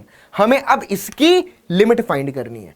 तो सबसे पहले बच्चों जब हम ये देखें, जब भी इस तरीके का फंक्शन दिखे जहां पर लेफ्ट में कुछ और राइट में कुछ दिखे, तो याद रखना इन फंक्शन को हम अपना ब्रांच फंक्शन, हमने अपना नाम दिया है, इनको ब्रांच फंक्शन बुलाएंगे। क्या बुलाएंगे? इनको हम ब्रांच फंक्शन का नाम दे देंगे। किसका? ब्रांच फंक्शन का। कुछ कट रहा होगा तो मैं इसको नीचे लिख दूंगा, ठीक है, छोड़ो। यहां पर अगर कुछ कट जाएगा तो बेहतर ओरल समझ लो कि ऐसे फंक्शन को हम अपना ब्रांच फंक्शन, ठीक है। चलिए अब इस टाइप के ब्रांच फंक्शन की कहानी क्या है ये समझना। हमें limit x tending to 1 f of x निकालना है, ठीक है। तो सबसे पहले ब्रांच फंक्शन है तो यहां पर हम निकालेंगे लेफ्ट हैंड लिमिट। क्या निकालेंगे? Left hand limit. क्या हो जाएगा? Limit x tending to 1 minus 1 पर, 1 माइनस का मतलब है कि 1 पर टेंड कर रहे हैं लेकिन लेफ्ट साइड से, और fx। चलो अब जब x की वैल्यू 1 से छोटी है तो फंक्शन है x square minus 1। This is limit x tending to 1 minus fx is x square minus 1। एक सिंपल सी बात है, ये कैसा फंक्शन है? पॉलिनोमियल। पॉलिनोमियल की लेफ्ट हैंड पर या राइट हैंड लिमिट पर, राइट हैंड पर दोनों ही लिमिट एग्जिस्ट करेगी, क्योंकि पॉलिनोमियल फंक्शन की लिमिट हर जगह एग्जिस्ट करती है। तो पॉलिनोमियल है तो सिंपल x इक्वल टू 1 यहां पर रख दोगे तो 1 स्क्वायर माइनस का 1 लिमिट आई गई 0। क्लियर है? अब इसके बाद बच्चों यहां पर हम राइट हैंड लिमिट निकालेंगे। तो राइट हैंड लिमिट क्या हो जाएगा? Limit x tending to 1 plus, limit x tending to 1 plus f of x। क्या आएगा? Limit x tending to 1 plus, function defined जब x की वैल्यू 1 से बड़ी है, माइनस में x का स्क्वायर माइनस 1। अगेन ये क्या है? एक पॉलिनोमियल है। x इक्वल टू 1 पे निकालना है राइट साइड से, लिमिट हमेशा एग्जिस्ट करेगी, तो ये बनेगा माइनस में 1 का होल स्क्वायर माइनस का 1, जो कि आ गया माइनस का 2। तो बच्चों राइट हैंड लिमिट हमारे पास माइनस में 2 आई। हम देख सकते हैं कि since left hand limit not equal to right hand limit, तो हम यहां पर क्या बोलेंगे कि limit x tending to 1 f of x पूछ रहा था फाइंड करो, तो हमारा आंसर क्या होगा कि limit x tending to 1 f of x does not exist. क्या लिखेंगे बच्चों? इसकी लिमिट एग्जिस्ट नहीं करेगी, डज नॉट एग्जिस्ट। क्लियर है? ये लिमिट एग्जिस्ट नहीं करेगी। क्यों? क्योंकि लेफ्ट हैंड लिमिट और राइट हैंड लिमिट एक दूसरे के बराबर नहीं है। जब तक बराबर नहीं होंगे तो हम लिमिट नहीं लिख सकते। तो बराबर नहीं है इसलिए लिमिट एग्जिस्ट नहीं करेगी। तो लिमिट पूछ रहा था तो हमारा आंसर क्या होगा? Limit does not exist. It is clear? Anyone else? कोई डाउट यहां पर किसी को भी? क्लियर है? चलिए आगे बढ़ते हैं। सिमिलरली बच्चों ये वाला क्वेश्चन है, ठीक है। Limit x tending to 0 f of x where fx equal to x upon mod x when x not equal to 0, when x equal to 0 fx equal to 0। देखो यहां पर एक और फंक्शन है जिसका नाम है mod x। Mod x function को थोड़ा सा यहां पर समझना जरूरी है, ठीक है। मॉड x फंक्शन की परिभाषा क्या होती है, डेफिनेशन क्या है कि मॉड x एक ऐसा फंक्शन है कि अगर x की वैल्यू लेस देन या 0 के बराबर है तो माइनस x होगा, और अगर x 0 से बड़ा है तो प्लस में x होगा। लेकिन since x not equal to 0 तो यहां से हम सिंपली आपका इक्वल वाला टर्म पर ना काउंट करके सिर्फ लेस देन और ग्रेटर देन जीरो पर बात करेंगे, क्योंकि नॉट इक्वल टू जीरो के लिए डिफाइन करना है। तो अब देखना बच्चों, इसी फंक्शन fx को हम लिख सकते हैं fx इक्वल टू, अगर x हमारे पास लेस देन जीरो है तो ये x एज इट इज हुआ, डिनोमिनेटर का मॉड x बन जाएगा माइनस में x, x बटे माइनस x बराबर माइनस का 1। अब if x is greater than zero तो ये बनेगा x अपॉन में मॉड x की वैल्यू x के बराबर, ये बन गया हमारे पास 1। तो x ग्रेटर देन जीरो पे 1 आ गया। और तीसरा है कि if x equal to zero तो fx भी हमारा जीरो के बराबर है। चलिए, तो सबसे पहली चीज बच्चों यहां पर हम क्या करेंगे, फंक्शन की अगर मुझे क्या निकालना है, x इक्वल टू जीरो पर लिमिट, तो left hand limit at x equal to zero पर, तो क्या बनेगी, limit x tending to zero minus zero के लेफ्ट में फंक्शन की वैल्यू है -1। ये एक कांस्टेंट फंक्शन है, कांस्टेंट मतलब कि एक पॉलिनोमियल फंक्शन हुआ, तो इस पॉइंट पर फंक्शन की लिमिट यही निकल के आएगी जो कि हो गया -1। उसके बाद at x equal to zero पर right hand limit at x equal to zero, तो क्या बनेगी, limit x tending to zero plus क्या बन जाएगा, जब x की वैल्यू जीरो से बड़ी है तो 1 आ गई, है ना। अब जीरो के अप्रोक्सीमेट में 1 है तो हमेशा 1 ही होगी, ये आपके पास 1 आ गया। यहां पर भी हम देख सकते हैं कि आपकी लेफ्ट हैंड लिमिट और राइट हैंड लिमिट बराबर नहीं है। इसका मतलब है कि limit x tending to zero f of x does not exist, ये एग्जिस्ट नहीं करेगी। क्लियर है, ये लिमिट भी आपका एग्जिस्ट नहीं करेगी, ऐसे फंक्शन की लिमिट एग्जिस्ट नहीं करी।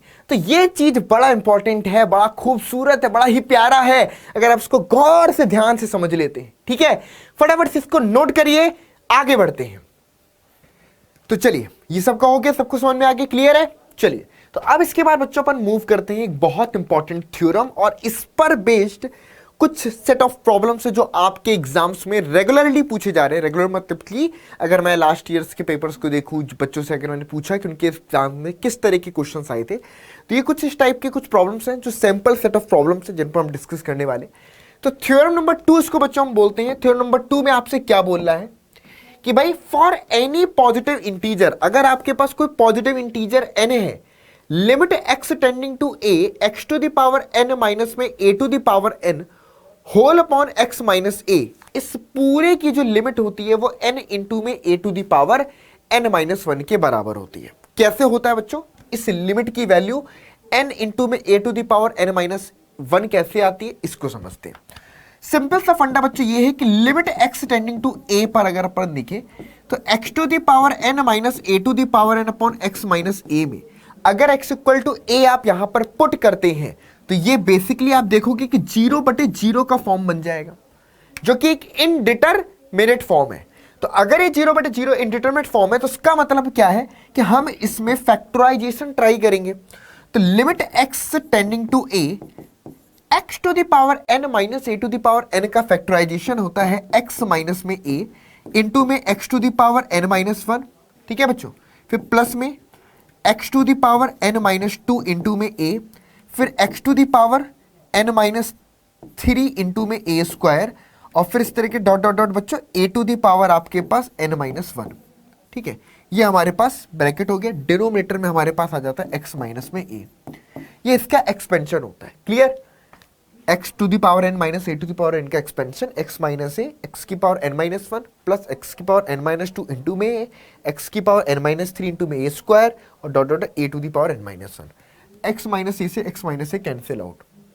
अब अगर मैं यहां पर x टेंडिंग टू a यहां पर पुट करता हूं तो बनेगा a to the power n minus 1 plus में a to the power n minus 2, फिर ये again a to the power आपके पास n minus 1, again a to the power आपके पास n माइनस 1। कितने टर्म्स है, 1 2 3, टोटल n टर्म्स होते हैं।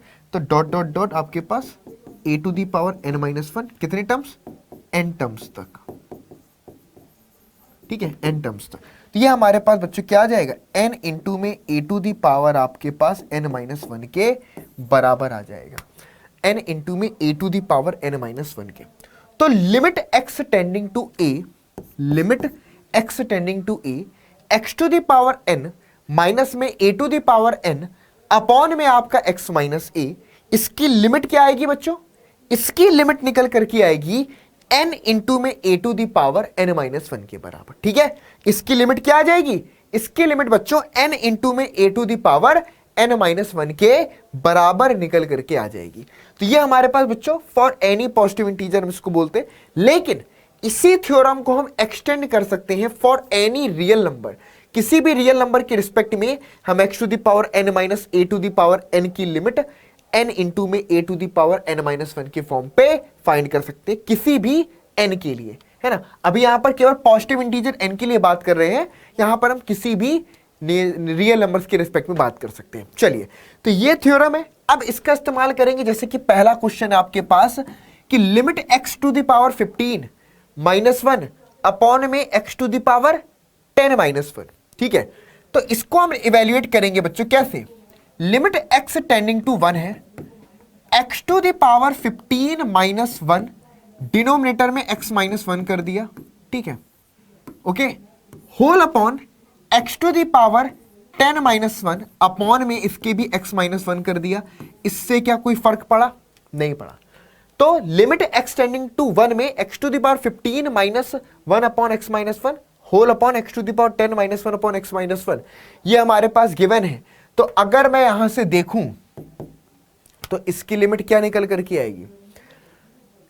क्या होता है? n इंटू में a to the power n minus 1। ठीक है, तो n यहां पर कितना है बच्चों? 15, a क्या है हमारे पास? 1 और पावर 14, 15 इंटू में 1 की पावर 14, इसकी लिमिट कितनी आ जाएगी? सिंपल सी बात है, देखना x टेंडिंग टू 1 दोनों जगह पर अप्लाई होगा, न्यूमरेटर डिनोमिनेटर दोनों में। ऐसे लिख लो limit x tending to 1, denominator में भी अप्लाई होगा।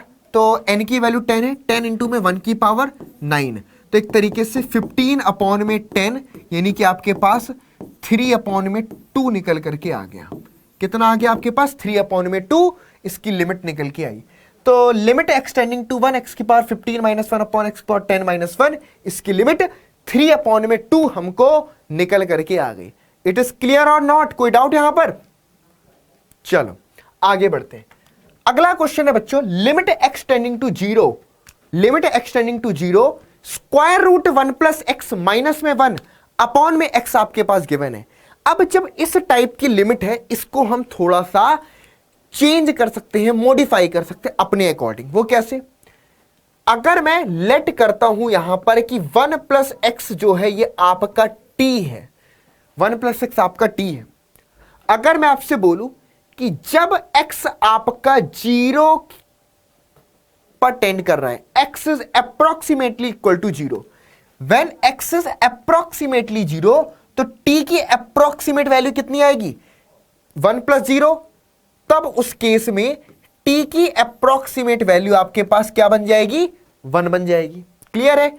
तो यहां से हम इसको चेंज कर सकते हैं, लिमिट x टेंडिंग टू 0 को आपका t टेंडिंग टू 1 के फॉर्म पर, स्क्वायर रूट 1 प्लस एक्स को हम लिखेंगे यहां पर t माइनस में 1 अपॉन में आपके पास x को लिखेंगे हमारे पास t माइनस का 1। क्लियर है? तो बच्चों ये चीज हमको क्या निकल कर के आएगी? Limit t tending to 1, limit t tending to 1 square root t minus 1 upon में आपका t माइनस में 1 है।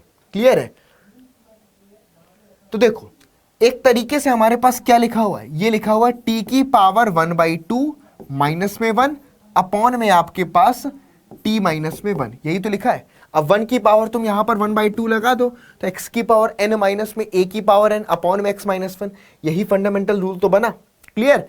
अब देखो तो इसकी लिमिट कितनी हो जाएगी? n यानी कि 1/2 आगे आ गया, n इंटू में a की वैल्यू 1 है, पावर कम हो गई, 1/2 माइनस में 1 कर दो, तो 1/2 और ये 1 की पावर माइनस का 1/2, तो एक तरीके से 1/2 ही आएगा।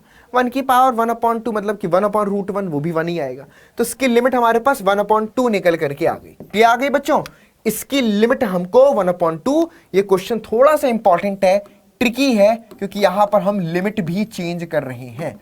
यहां पर हम लिमिट भी चेंज कर रहे हैं कि हमने 1 प्लस एक्स को t लेट करके एक्स जो 0 पे टेंड कर रहा था उसकी लिमिट अब टी के टर्म्स में 1 पे टेंड करेगी, तो limit t tending to 1 root t minus 1 upon x की वैल्यू टी माइनस 1, और एज इट इज फिर से फॉर्मूला वही अप्लाई हो गया।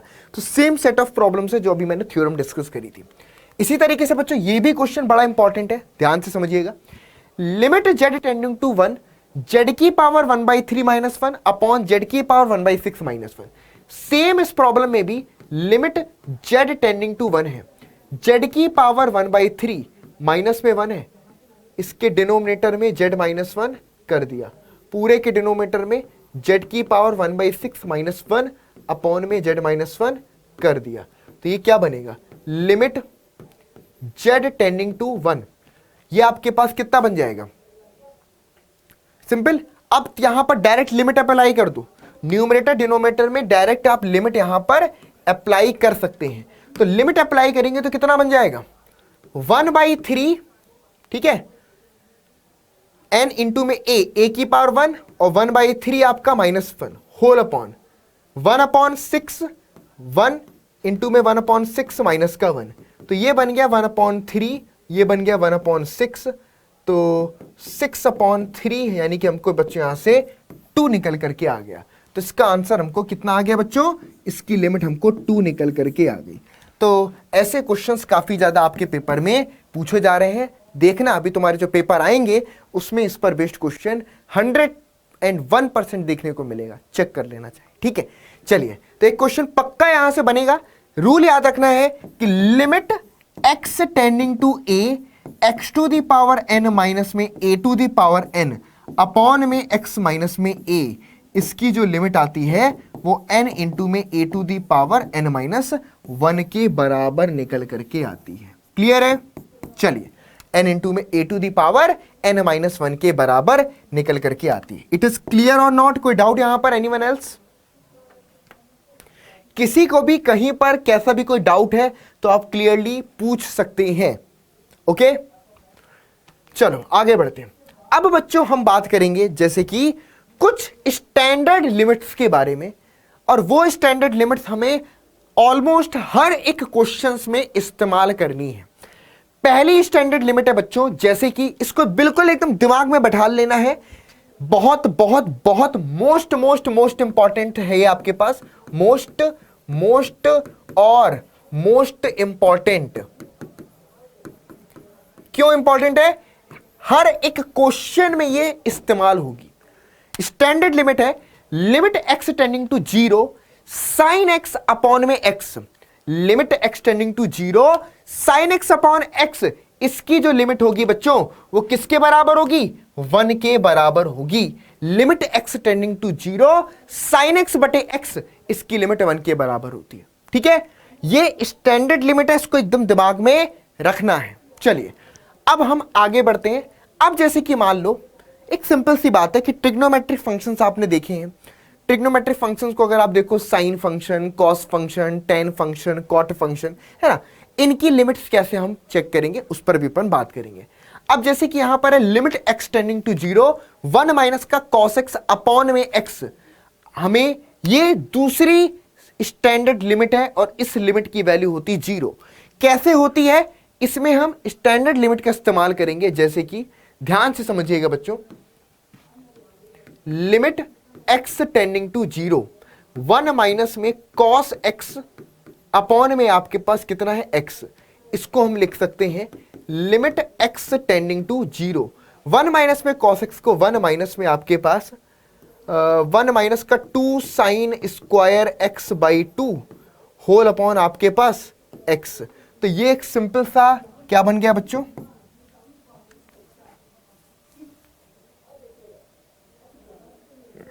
या फिर ऐसे भी कर सकते हैं आई थिंक कि cos square x by 2 plus में साइन स्क्वायर x बाई 2 और माइनस में आपके पास cos स्क्वायर x बाई 2 और प्लस में आप, हाँ जी, चाहो तो उसको और डायरेक्ट भी कर सकते हो, तो एक ही बात है, वही चीज निकल करके आएगी।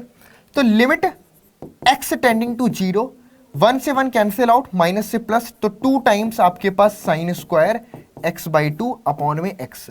इस 2 को अगर आप बाहर निकाल लो, ठीक है, तो अब ये बन गया limit x tending to 0 sine square x by two upon में एक्स है। देखो सबसे पहले काम हमने क्या किया, यहां पर एक एक्स का मल्टीप्लाई किया तो एक ऊपर भी एक्स का मल्टीप्लाई कर लिया, ठीक है, सिंपल। एक 4 इधर मल्टीप्लाई किया तो एक 4 इधर भी हमने मल्टीप्लाई कर लिया, ठीक है। अब इससे बना क्या, ये हमारे पास बन गया एक सिंपल सा 2 times limit x tending to 0 x upon में 4, और ये बन गया sine x by two upon में एक्स बाई टू इस पूरे का होल स्क्वायर, इस पूरे का होल स्क्वायर, ठीक है, इस पूरे का होल स्क्वायर।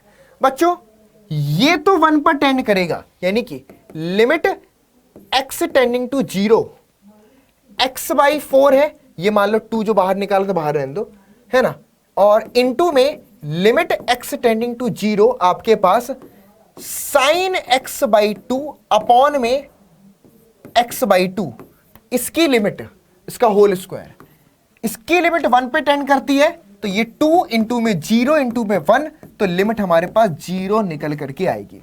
तो बच्चों इस चीज को हम ध्यान से समझेंगे कि लिमिट एक्स टेंडिंग टू, अगर आपके सामने a है, या आपके सामने इस तरह से दे दिया जाए limit x tending to 0 sine a x upon में ए एक्स, इसकी भी लिमिट आपके पास हमेशा 1 होती है। Limit x tending to 0 sine a x upon में ए एक्स अगर है तो इसकी भी लिमिट हमेशा क्या होती है बच्चों, इसकी भी लिमिट हमेशा 1 होती है, यह भी लिमिट हमेशा 1 के बराबर होगी। क्लियर? रीजन उसके पीछे का यह है कि अगर x 0 पर टेंड कर रहा है तो डेफिनेटली a इंटू में x भी 0 पर टेंड करेगा। तो अगर आप यहां पर a इंटू एक्स को t लेट करते हो तो मतलब कि t टेंडिंग टू 0, तो सिंपल सा ये बन जाएगा limit t tending to 0 sine t upon में t, जो कि स्टैंडर्ड फॉर्म 1 के बराबर बन गया। तो ऐसी कोई भी लिमिट है, अब जैसे कि यहां पर हमने दिखाया कि limit x tending to 0 sine x by two upon में x बाई टू, इसकी लिमिट भी 1 आई है। क्यों आई है? क्योंकि अगर मैं x बाई टू को t लेट करता हूं तो जब x 0 पर टेंड करेगा तो t भी 0 पर टेंड करेगा, तो अपने आप यहां पर limit t tending to 0 x by two को हमने t बोल दिया, तो साइन t बटे में t लिमिट 1। तो ये सभी चीजें बच्चों हमारी इन्वॉल्व हो जाती, किसमें? लिमिट्स की में। ठीक है, तो इस चीजों को अच्छे से थोड़ा सा हमें ध्यान से समझना है। ठीक है, चलिए अगला जैसे बहुत इंपॉर्टेंट क्वेश्चन है, limit x tending to 0 sine ax upon में bx sine bx a and b not equal to 0। तो नोट करना बच्चों, इसको हम लिख सकते हैं लिमिट x टेंडिंग टू 0, ठीक है,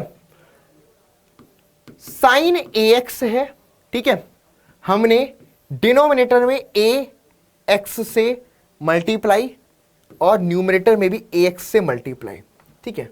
उसके बाद 1 अपॉन में एक तरीके से मान लो साइन bx है, तो न्यूमरेटर में bx से मल्टीप्लाई कर लो और उसी bx से डिवाइड भी कर लो। क्लियर? इससे कोई फर्क पड़ेगा? ax यहां पर रखा, इधर भी रखा, bx यहां रखा, इधर भी रखा, ठीक है। तो ये बन जाएगा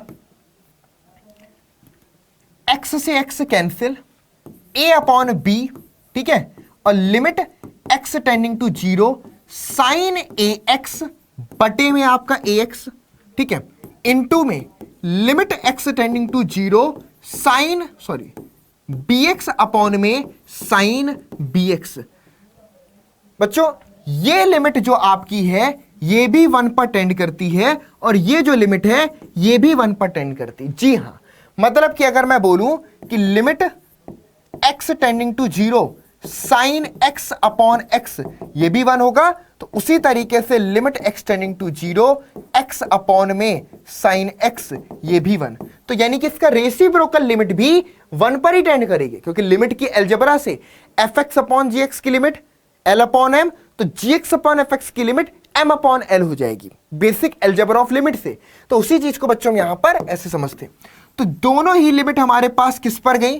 x टेंडिंग टू 0 पर हम ax को t लेट करके स्टैंडर्ड फॉर्म में बना सकते हैं, 1 पर 1 पर, तो ये a अपॉन b बचा। तो इसकी लिमिट हमको आपका कांस्टेंट जो आया था a अपॉन b, इसके बराबर निकल के आएगा। दिस इज हमारे पास आंसर। क्लियर? तो sine ax upon sine bx where a and b both not equal to 0, तो इसकी लिमिट a अपॉन b के बराबर इक्वल निकल करके आ गई है। क्लियर है? चलिए सभी लोग नोट कर लीजिए। डन, आगे बढ़ते हैं। इसी तरीके से बच्चों लिमिट एक्सटेंडिंग टू 0 है, cos 2x माइनस में 1 हमारे पास दे दिया। क्या दे दिया? cos 2x minus 1 upon cos x minus 1। इसको हम लिख सकते हैं लिमिट एक्सटेंडिंग टू 0। अब देखना, अगर x इक्वल टू 0 पुट करोगे, cos 0 की value cos 2 into 0 cos 0, 1 minus 1 0, 1 minus 1 0, अभी भी 0 बटे 0 का फॉर्म है, इनडिटर्मिनेट फॉर्म है ये। cos 2x माइनस 1 को हम लिख सकते हैं आपके पास कितना, cos 2x को हम लिख सकते हैं यहां पर 2 cos square x minus 1 upon में आपके पास cos x माइनस 1। तो ये बन जाएगा लिमिट एक्सटेंडिंग टू 0, 2 कॉमन निकाल लो तो cos x स्क्वायर x, अच्छा माइनस 1 माइनस 2 बनेगा, 2 बाहर निकालिए तो यहां पर माइनस का 1 अपॉन में cos x माइनस का 1। बहुत सिंपल तरीके से न्यूमरेटर फैक्टराइज हो जाएगा। तो लिमिट x टेंडिंग टू 0, 2 को बाहर निकाल लो, कांस्टेंट 2 को, तो ये बनेगा cos x प्लस, नोट करना, ये क्या बनेगा? ये बनेगा आपके पास cos x प्लस में 1 है ना, और इनटू में आपके पास cos x माइनस में 1, डिनोमिनेटर में आपके पास cos x माइनस में 1। तो क्या बन गया? cos x माइनस 1 से cos x माइनस 1 आपके पास कैंसिल आउट, तो x टेंडिंग टू 0 पर आपके पास आएगा 2 इंटू में आपके पास cos 0 प्लस में आपके पास 1, तो 2 इंटू में cos 0 की वैल्यू कितनी होती है? cos 0 की वैल्यू होती है यहां पर आपके पास 1, तो 1 प्लस 1, तो ये आपके पास 2 इंटू में 2, यानी कि हमको 4 निकल के आया। ये हमारा आंसर होगा। क्लियर है? कितना आंसर आ गया बच्चों? हमको आंसर 4 निकल करके आ गया। क्लियर है? सिंपल, एक्सटेंडिंग टू 0 आप पुट कर दोगे तो cos 0 प्लस 1, इस तरीके से 4 आंसर निकल के आया। चलिए, ये क्वेश्चन भी काफी ज्यादा इंपॉर्टेंट था और कई बार आपके एग्जाम्स में आया भी है। चलिए अब बच्चों हम बात करेंगे डेरिवेटिव्स के बारे में। जी हां, डेरिवेटिव्स क्या होते हैं? सबसे पहले एक छोटे सा एक चीज तुमसे पूछता हूं कि तुम में से कौन कौन है जो बाइक, स्कूटी या कार किसी में बैठे हैं या खुद ड्राइव करी है? ऑलमोस्ट हर कोई होगा जो बाइक, स्कूटी किसी भी व्हीकल में बैठे होंगे जिसमें स्पीडोमीटर लगा होता है कुछ इस तरीके से। आपको यह मालूम है कि जो स्पीडोमीटर है वो क्या रिप्रेजेंट कर रहा है कि एट अ पर्टिकुलर मोमेंट जब आपने भुई किया, मतलब कि भुई मतलब समझ गए, जहां तुमने कलाई घुमाई, जहां तुमने काके नीचे लोड दिया ऐसे, तो ये ऑटोमेटिक चेंज होता है। ये रिप्रेजेंट करता है कि उस पर्टिकुलर मोमेंट पर स्पीड क्या है, इंस्टेंटेनियस क्या चेंज हुआ मोशन में। एक तरीके से मोशन में इंस्टेंटेनियस क्या चेंज हुआ है ना। अब तुम चल रहे थे, तुमने देखा खाली रोड, दबाया एक्सीलेटर में पैर या मोड़ी कलाई, अचानक से जो तुम्हारी स्कूटी बाइक 60 पे चल रही थी वो 80 पे पहुंच गई, और घुमाया 100 पे पहुंच गई, एक्सप्रेस वे मिल गया, अरे बल्ले बल्ले 120 दौड़ा दिए, क्या कहते चीते, है ना। तो बस कुल मिलाकर के ये जो तुम देख रहे हो इसको हम बोलते हैं इंस्टेंटेनियस चेंज। और जब भी इंस्टेंटेनियस चेंज की बात आती है तो एक्चुअल में instantaneous change is nothing but it's just a derivative. इसी इंस्टेंटेनियस चेंज को हम डेरिवेटिव बोलते हैं। एक्चुअल में जैसे कि हम बात करें, आपको मालूम है कि rate of change of velocity is called acceleration. तो बेसिकली जो आपका एक्सेलरेशन ए होता है वो आपके पास dv अपॉन dt के बराबर होता है। मतलब कि इंस्टेंटेनियस जो वेलोसिटी में चेंज हो रहा है, इंस्टेंटेनियस टाइम के रिस्पेक्ट में, यानी कि तुरंत जो वेलोसिटी में चेंज हो रहा है उसके रिस्पेक्ट में तुम्हें जो क्वांटिटी मिलती है दैट इज कॉल्ड एक्सेलरेशन। इसके अलावा rate of change in position is called velocity, यानी कि ds upon dt instantaneous time के रिस्पेक्ट में आपकी डिस्टेंस कितनी तेजी से बदल रही है, that is represent your velocity, कि आप किस वेलोसिटी के साथ चल रहे हो, इंस्टेंटेनियस चेंज। तो एक्चुअल में इंस्टेंटेनियस चेंज ही आपकी लाइफ का पार्ट है। आज के समय पर पलक झपकते ही दुनिया बदल जाती है, पलक झपकते ही इंसान बदल जाते हैं। तो बच्चों डेरिवेटिव तो हर जगह है। आपकी जिंदगी में भी कोई ऐसा आया जो पलक झपकते बदल गया, तो बोलना वही तुम्हारी जिंदगी का डेरिवेटिव था, ठीक है। तो डेरिवेटिव लाइफ में बड़ा अच्छा इंपॉर्टेंट रोल प्ले करते हैं, ठीक है।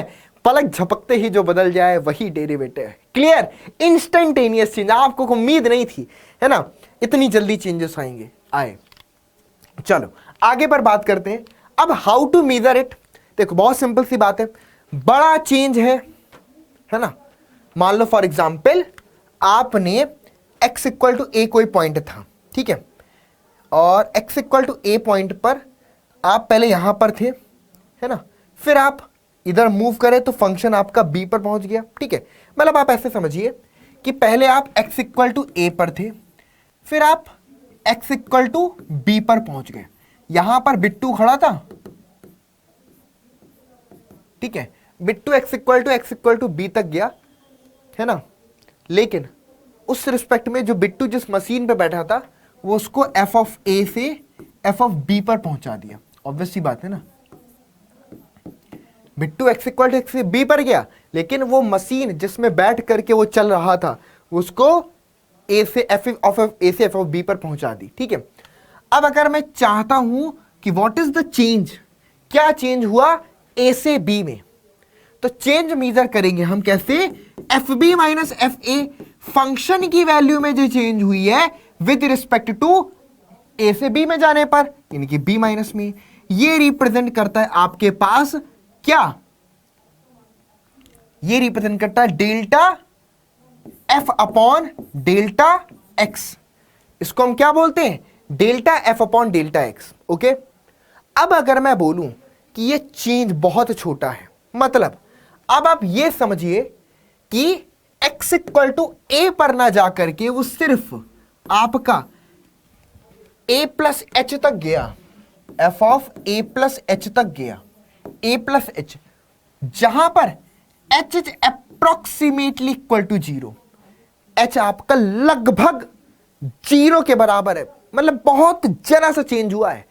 अब जब बहुत जरा सा चेंज है वही तो इंस्टेंटेनियस चेंज है। तो मतलब a से a प्लस एच पे गया, कितने, जहां पर h अप्रोक्सीमेटली 0 पर टेंड कर रहा है। This is f of a plus H, this is f of a plus H.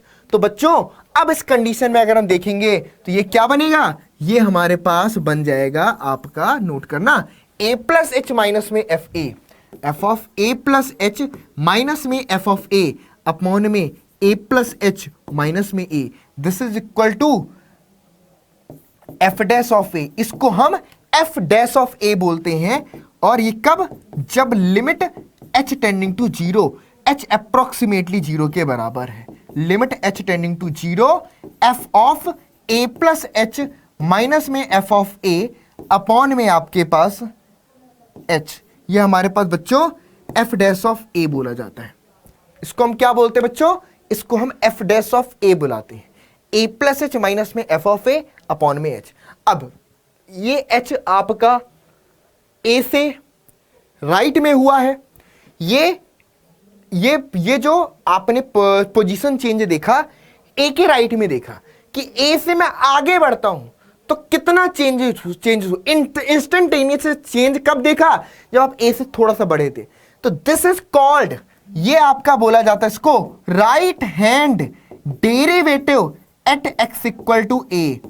x equal to a पर राइट हैंड डेरिवेटिव बोला जाता है। और अगर यही चेंज हम लेफ्ट साइड में देखें, यानी कि अगर मैं बोलूं कि limit h tending to 0 f of a minus h minus में f ऑफ a, यानी कि लेफ्ट साइड में गए, अपॉन में a माइनस एच माइनस में a, तो ये आपके पास एक तरीके से यहां पर सीधे सीधे लिख दो माइनस में h दिस रिप्रेजेंट, ये रिप्रेजेंट करता है आपके पास लेफ्ट हैंड डेरिवेटिव को। ये है हमारा left hand derivative at x equal to a, x equal to a पर, ठीक है।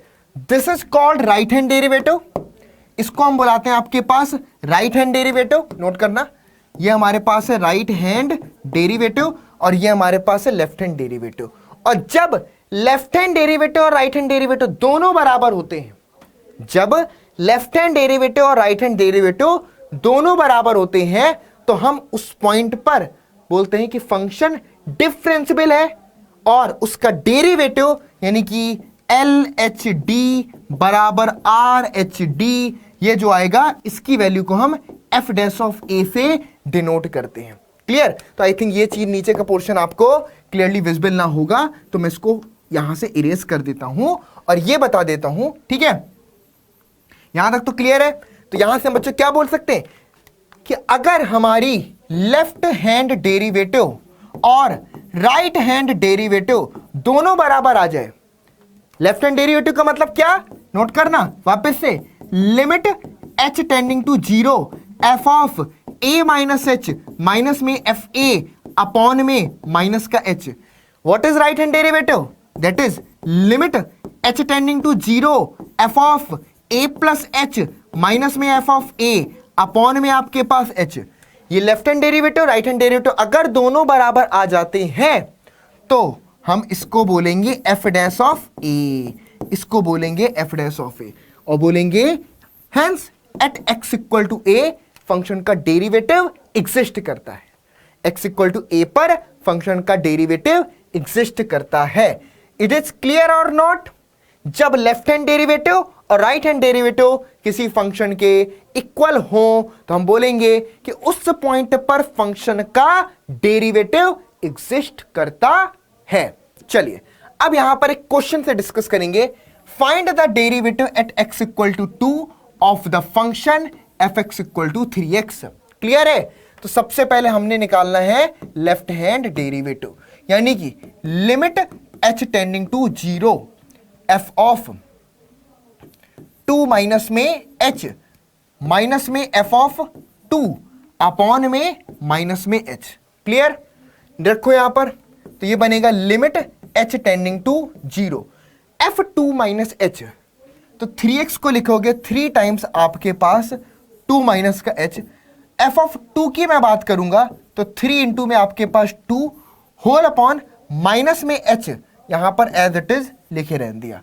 ये बन गया आपके पास limit h tending to 0 6 minus में आपके पास 3h माइनस का 6 अपॉन में माइनस का h। 6 से 6 कैंसिल आउट, यहां से माइनस से माइनस और ये एस से एच कैंसिल आउट, सिंपल सा हमको 3 मिल जाएगा। कितना मिल जाएगा? 3 मिल जाएगा। तो लेफ्ट हैंड डेरिवेटिव 3 निकल के आ गई। 6 हट गया, minus 3h upon minus h, minus minus cancel, 3h upon h, h से h कैंसिल, सिर्फ 3 मिल गया। क्या मिल गया? सिर्फ 3 मिल गया यहां पर। अब इसी के बाद बच्चों अगर मैं राइट हैंड डेरिवेटिव की बात करूं तो राइट हैंड डेरिवेटिव क्या बनेगा? Limit h tending to 0, limit h tending to 0 f of 2 पर फाइंड कर रहे हैं ना, 2 प्लस h माइनस में f ऑफ 2 होल अपॉन आपके पास h। तो ये बन जाएगा आपके पास 3 इंटू में, एक सेकेंड लिमिट भी पुट करोगे, बस डेफिनेशन में पुट करना है आपको। डेफिनेशन में पुट किया limit h tending to 0 f of 2 plus h minus f2 upon h, यहां पर पुट करोगे तो क्या बनेगा? लिमिट h टेंडिंग टू 0, ये बन गया 3 इंटू में 2 प्लस में h माइनस में 3 इंटू में 2 और अपॉन में h। तो ये आपके पास कितना आ गया? यहां से ये बन गया limit h tending to 0, 3 to 6 plus में 3h माइनस में 3h, सॉरी प्लस में 3h और माइनस में आपके पास 6 है अपॉन में h। ये कैंसिल, यहां से आ गया limit h tending to 0, 3h upon में h, h से h कैंसिल, लिमिट हमको 3 निकल के आ गई। मतलब बच्चों क्या आई? लेफ्ट हैंड डेरिवेटिव 3 आई है, राइट हैंड डेरिवेटिव 3 आई है। तो हम क्या बोल सकते हैं कि लेफ्ट हैंड डेरिवेटिव इक्वल है राइट हैंड डेरिवेटिव के। तो हम बोल सकते हैं कि f डैश ऑफ 2 हमको 3 निकल करके आएगा और ये हमारा आंसर होगा।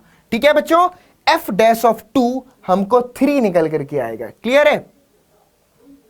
नोट कर लीजिए सभी लोग, f डैश ऑफ 2 हमको 3 निकल करके यहां पर आ गया, यानी कि फंक्शन का derivative at x equal to 2 3 के बराबर होगा। क्लियर? ऐसे हम इनके डेरिवेटिव निकालते हैं। अगला क्वेश्चन और देखते हैं। ये डेफिनेशन है आपकी। ठीक है, अच्छा अभी हमने किसी पॉइंट पर बात करी, अगर इन जनरल हमें फंक्शन का डेरिवेटिव निकालना है किसी भी पॉइंट पर, तो हम f डैश ऑफ x निकाल सकते हैं limit h tending to 0 fx plus h minus में fx अपॉन h से। तो डायरेक्ट हम फंक्शन का डेरिवेटिव किसी भी पॉइंट पर f डैश x यहां से निकाल सकते हैं। एग्जाम्पल के तौर पर find the derivative of fx equal to x square, fx equal to x square का डेरिवेटिव निकालना है। क्लियर है? किसी पॉइंट पर बोल रहा है नहीं, मतलब कि सिंपल हमें f डैश ऑफ x निकालना है कि क्या होगा। देखो f डैश ऑफ x बनेगा यहां पर लिमिट, ठीक है, h tending to 0 f of x plus h minus में fx अपॉन में आपने h। ठीक है, आ जाओ। ठीक है, क्या बनेगा बच्चों? Limit h tending to 0 f of x plus h बनेगा x प्लस h का होल स्क्वायर माइनस में आपके पास x का होल स्क्वायर अपॉन में आपके पास h। क्लियर? ओपन करोगे ये बन जाएगा limit h tending to 0 x square plus में h स्क्वायर प्लस में 2 टाइम्स x इंटू में h माइनस में x स्क्वायर अपॉन में आपके पास h। x स्क्वायर से x स्क्वायर कैंसिल आउट। ठीक है, ठीक है, f x plus h minus f x upon h है। क्लियर है?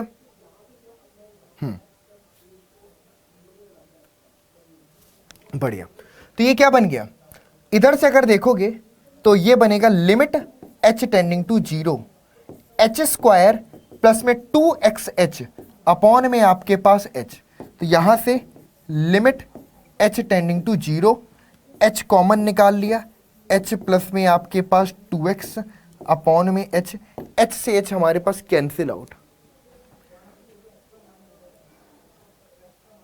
Limit h tending to 0 h से h आपके पास कैंसिल आउट। तो ये हमारे पास कितना आया? h 0 पर टेंड करेगा, h तो 0 पर टेंड कर गया, ये सिर्फ बचा 2x। तो 0 प्लस में 2x, तो हमको यहां से 2x मिल गया। क्या मिल गया बच्चों? हमको यहां से 2x मिल गया, यानी कि हमको f डैश ऑफ x की वैल्यू यहां पर 0 पुट करा जब h की वैल्यू, तो 2x के बराबर। इसका मतलब क्या हुआ कि d upon d x of x square हो गया 2x के बराबर, यानी कि f डैश ऑफ x हमको 2x के बराबर निकल करके आ गया। क्लियर है? ओके, ये जो मेथड है इसको हम बोलते हैं बाई फर्स्ट प्रिंसिपल। क्या बोलते हैं इसको? हम बोलते हैं by first principle. First principle से फंक्शन का डेरिवेटिव, किसी भी फंक्शन का डेरिवेटिव बाई फर्स्ट प्रिंसिपल। हो गया क्लियर? आगे बात समझ में? तो इस तरीके से हम करते हैं। इस क्वेश्चन में एफ एक्स इक्वल टू, जैसे कि हमारे पास 1 अपॉन एक्स गिवन है, ठीक है। तो अब अगर मुझे 1 अपॉन एक्स जो एफ एक्स फंक्शन है, इसका हमें अगर डेरिवेटिव निकाला बाई फर्स्ट प्रिंसिपल, ठीक है, तो कैसे करेंगे? ध्यान समझिएगा। लिमिट एच टेंडिंग टू 0, ठीक है, आपका F of x plus h minus में आपके पास एफ एक्स अपॉन में आपके पास एच, ठीक है। ये हमारे पास क्या हो जाएगा बच्चों? आपका एफ डैश ऑफ एक्स। इसको इवैल्यूएट करते हैं तो एफ डैश ऑफ एक्स क्या निकलेगा? Limit H tending to 0 f x plus h का मतलब हुआ कि 1 अपॉन आपका x plus h, f x का मतलब हुआ 1 अपॉन एक्स, डिनोमिनेटर में आया आपके पास एच। इसको सॉल्व करेंगे तो लिमिट एच टेंडिंग टू 0 आएगा। एलसीएम ले लो तो एक्स माइनस में एक्स माइनस का एच बन जाएगा, और डिनोमिनेटर में h इंटू में x इंटू में आपके पास x प्लस एच बनेगा। x से x कैंसिल आउट और h से h भी कैंसिल आउट हो जाएगा, तो ये बनेगा limit h tending to 0 minus 1 upon x square और प्लस में आपके पास x इंटू एच।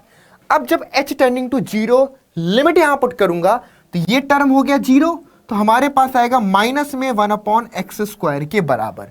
यानी कि बच्चों f डैश ऑफ x की वैल्यू हमको कितनी आ जाएगी, -1/x² निकल करके आ जाएगी। कितना आ जाएगी, -1/x²। तो इस तरीके से इस फंक्शन का derivative by first principle -1/x² के बराबर निकल करके आता है। क्लियर। चलिए अब आगे पर बात करते हैं। इसी तरीके से अगर हमें साइन x फंक्शन का डेरिवेटिव निकालना है बाई फर्स्ट प्रिंसिपल, ठीक है, compute the derivative by the first principle. तो बच्चों fx हमारे पास sin x है, और अगर हमें f डैश x निकालना है तो f dash x equal to limit h tending to 0, rule याद रखेंगे fx प्लस h माइनस में fx अपॉन में आपका h। हर बार ये चीज अप्लाई करनी है, ठीक है। तो ये क्या बन जाएगा, limit h tending to 0 fx plus h मतलब कि साइन x प्लस h बन गया, fx मतलब कि साइन x बन गया, डिनोमिनेटर में आपके पास h बन गया।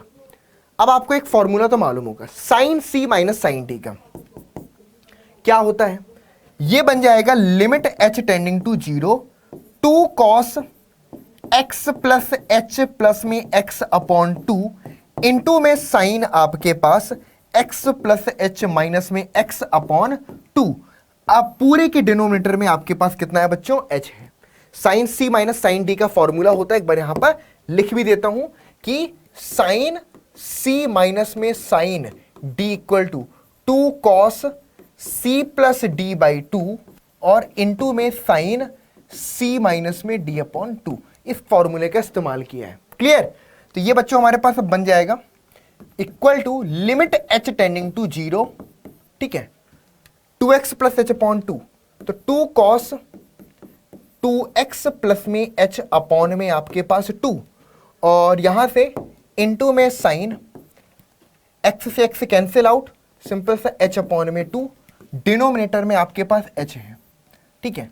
अब सोचो अगर इस 2 को इसके बटे में ले आऊं तो ये बन जाएगा limit h tending to 0 cos 2x plus में h अपॉन 2 इंटू में इस लिमिट को अंदर भी अप्रोच कर दिया, limit h tending to 0 sine h upon 2 denominator में h अपॉन 2।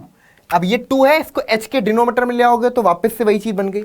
इसकी लिमिट क्या होती है, इसकी लिमिट होती है 1, ठीक है।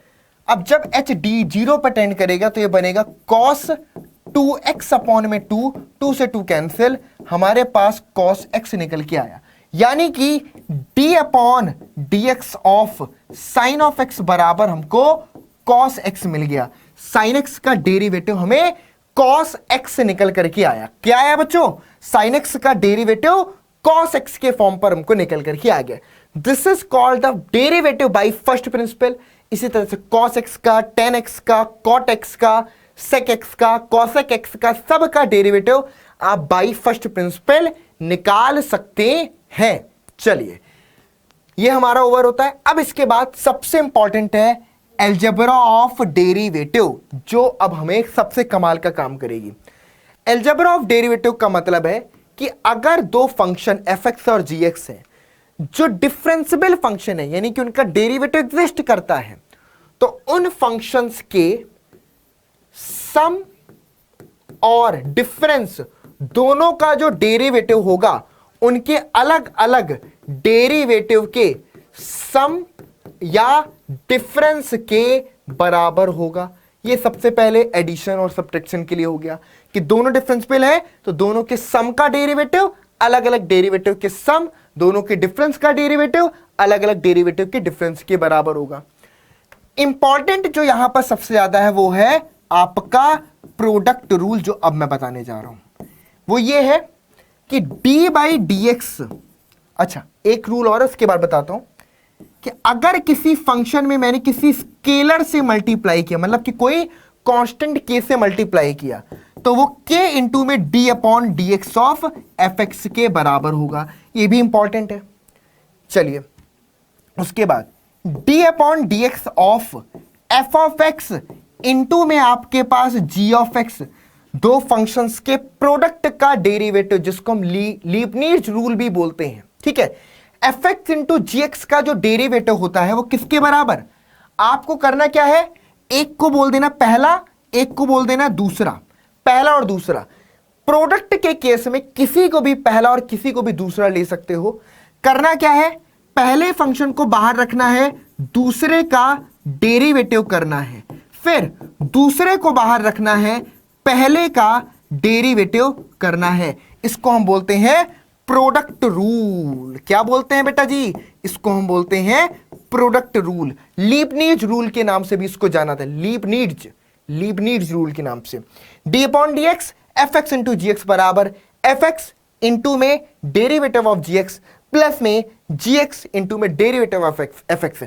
प्रोडक्ट के केस में किसको भी फर्स्ट और किसको भी सेकेंड ले सकते हैं, कोई दिक्कत की बात नहीं होती है। अगला जो बनता है बच्चों वो है quotient rule, one of the most important rule, quotient rule. क्या होता है बच्चों कोशेंट रूल? कोशेंट रूल आपसे यह बोलता है कि D upon d x of f x बटे में g x, f x upon जी एक्स, इसका डेरिवेटिव इंपॉर्टेंट है। अब देखना, जो डिनोमिनेटर में है पहले वो बाहर रहेगा और ऊपर वाले का डेरिवेटिव करेंगे, ऊपर वाले का डेरिवेटिव करेंगे।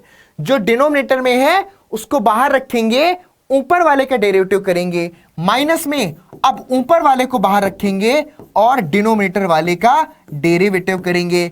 यहां तक नहीं रुक जाएंगे और आगे बढ़ेंगे और जो डिनोमिनेटर में है इस फंक्शन का स्क्वायर कर देंगे। क्या कर देंगे? स्क्वायर। ये कहलाता है आपके पास quotient rule, one of the most most most useful rules में से एक है। और पूरी डिफरेंशियबिलिटी क्लास 12th के चैप्टर में यही रूल से आपका पूरा कॉन्टिन्यूटी डिफरेंशियबिलिटी खत्म हो जाती है। इसी रूल के साथ में इसी को अप्लाई करते जाते, इसी को अप्लाई करते जाते। One of the most most most useful rule. इसको लिख लिख करके 10 बार 15 बार 20 बार लिखो, अच्छे से दिमाग में याद होने चाहिए। ये दोनों रूल, ये वाला और ये वाला, दोनों ही अच्छे से याद हो जाने चाहिए। चलिए अब जैसे कि क्वेश्चन है हमारे पास, कंप्यूट द डेरिवेटिव 6 इंटू में x to the power 100 minus में x to the power 55 plus में एक्स।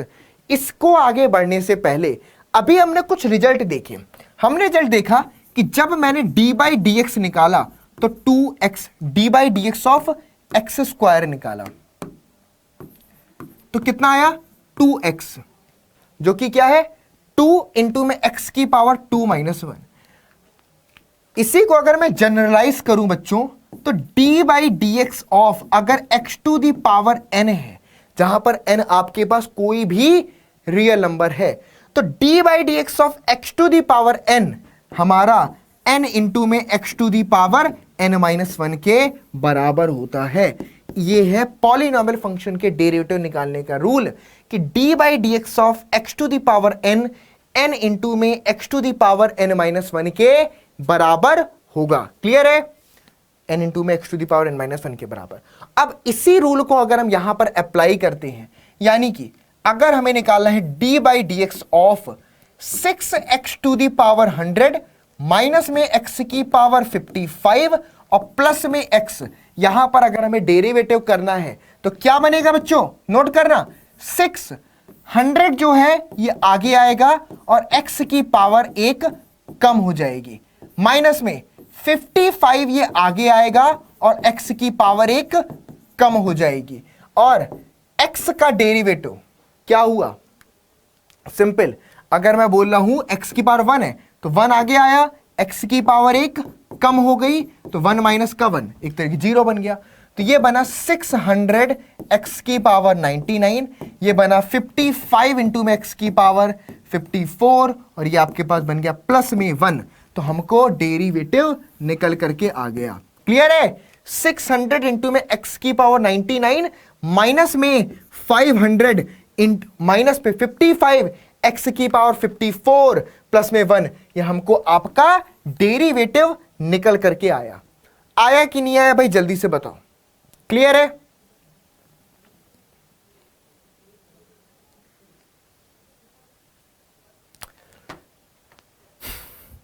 चलो ओके, क्लियर है? कोई डाउट यहां पर? डन है, बहुत बढ़िया। आगे बढ़। अब जैसे कि हमें निकालना है find the derivative of the function. अब इस फंक्शन का डेरिवेटिव निकालना है दो तरीके, या तो आप इनको आपस में मल्टीप्लाई कर लो तो ये बन जाएगा 5x to the power 4 minus में 5x cube 3x square minus का 3x फिर माइनस में x प्लस में 1, ऐसे लिख सकते हो। तुमने इनको मल्टीप्लाई कर लिया तो ऐसे लिख लिया। अब इस पूरे का डेरिवेटिव निकाल लो, तो उसको अलग अलग डेरिवेट कर दोगे तो उसका dy बाई dx तुम निकालोगे तो कितना आएगा 20। अब देखना इस फंक्शन का डेरिवेटिव f डैश x निकालोगे तो कितना बनेगा 5 4 जा 20 x टू दी पावर एक कम 3 हो गई, 5 3 जा 15 x टू दी पावर 2 हो गया, 3 2 जा 6 x बन गया माइनस का 3 और माइनस का 1, ठीक है। और 1 का डेरिवेटिव कांस्टेंट का डेरिवेटिव, कभी भी किसी कांस्टेंट का डेरिवेटिव करोगे हमेशा 0 आएगा। किसी भी कांस्टेंट का डेरिवेटिव ऑलवेज इक्वल टू 0। तो ये कुछ चीजें हैं, तो कुछ रूल हमें याद रखने चाहिए, मैं आपको रिकॉल भी करवा देता हूं। जैसे कि d upon d x of x to the power n, n into में x to the power n minus 1 के बराबर होता है। रूल्स याद रखना, क्लियर है? d by d x of x to the power n, n into में x to the power n minus 1 के बराबर होता है। दूसरा रूल बच्चों d by d x of, जैसे कि साइन ऑफ x है, ये कॉस x के बराबर होता है। तीसरा rule d upon d x of cos x जो होता है माइनस में साइन x के बराबर होता है। चौथा rule d upon d x of ten of x जो होता है ये सेक स्क्वायर ऑफ x के बराबर होता है। पांचवा rule d upon d x of cot x जो होता है माइनस में कॉसेक स्क्वायर ऑफ x के बराबर होता है। छठवां rule d upon d x of sec x जो होता है वो सेक x इंटू में टेन x के बराबर होता है। क्लियर? 6 ये हो गए, बाकी के यहां पर लिखता हूं। सातवां नोट करना, d by d x of cosec x जो होता है ये माइनस में कॉसेक ऑफ x इंटू में कॉट x के बराबर होता है। क्लियर? इसी तरीके से बच्चों आठवां रूल यहां से याद रखेंगे, बहुत इंपॉर्टेंट है। जैसे कि अभी आपने देखा कि d upon d x of कोई भी कांस्टेंट c है, कांस्टेंट का डेरिवेटिव हमेशा 0 होता है। 9th नंबर में लॉगरिथमिक या exponential function d upon d x of exponential function e to the power x का derivative e to the power x के बराबर होता है। 10th नंबर में d upon d x of a to the power x, ये भी exponential, इसका derivative a to the power x log a के बराबर होता है। और 11th नंबर में d upon d x of log of x जो कि नेचुरल लॉग है, इसका डेरिवेटिव 1 अपॉन x के बराबर। तो ये कुछ one of the most important derivative की टेबल है। इस टेबल को एकदम अपनी कॉपी पे नोटबुक पर लिख लेना है अच्छे से, क्योंकि बहुत इंपॉर्टेंट है। 11th में प्लस 12th में तुम्हें काम में जरूर आएंगे, हर हाल में आएंगे ही आएंगे। तो ये तुम्हारे इंपॉर्टेंट डेरिवेटिव के रूल है। तो यहां तक सबसे ज्यादा इंपॉर्टेंट था जो मैंने करवाया है। बाकी इसी तरीके से आप डेरिवेटिव ऑफ द फंक्शन इनको मल्टीप्लाई करके इसका डेरिवेटिव निकाल सकते हैं। यहां पर find the derivative of x to the power n minus a to the power n upon x minus a। यहां पर आप चाहो तो कोशेंट रूल अप्लाई करके इसका डेरिवेटिव निकाल सकते हो। तो ये चीजें थी बच्चों इस चैप्टर की सबसे ज्यादा इंपॉर्टेंट, और पूरा चैप्टर 1 शॉट में खत्म होता है। तो आई होप ये वीडियो आपको बेसिक्स क्लियर करने में बहुत ज्यादा हेल्प करेगी।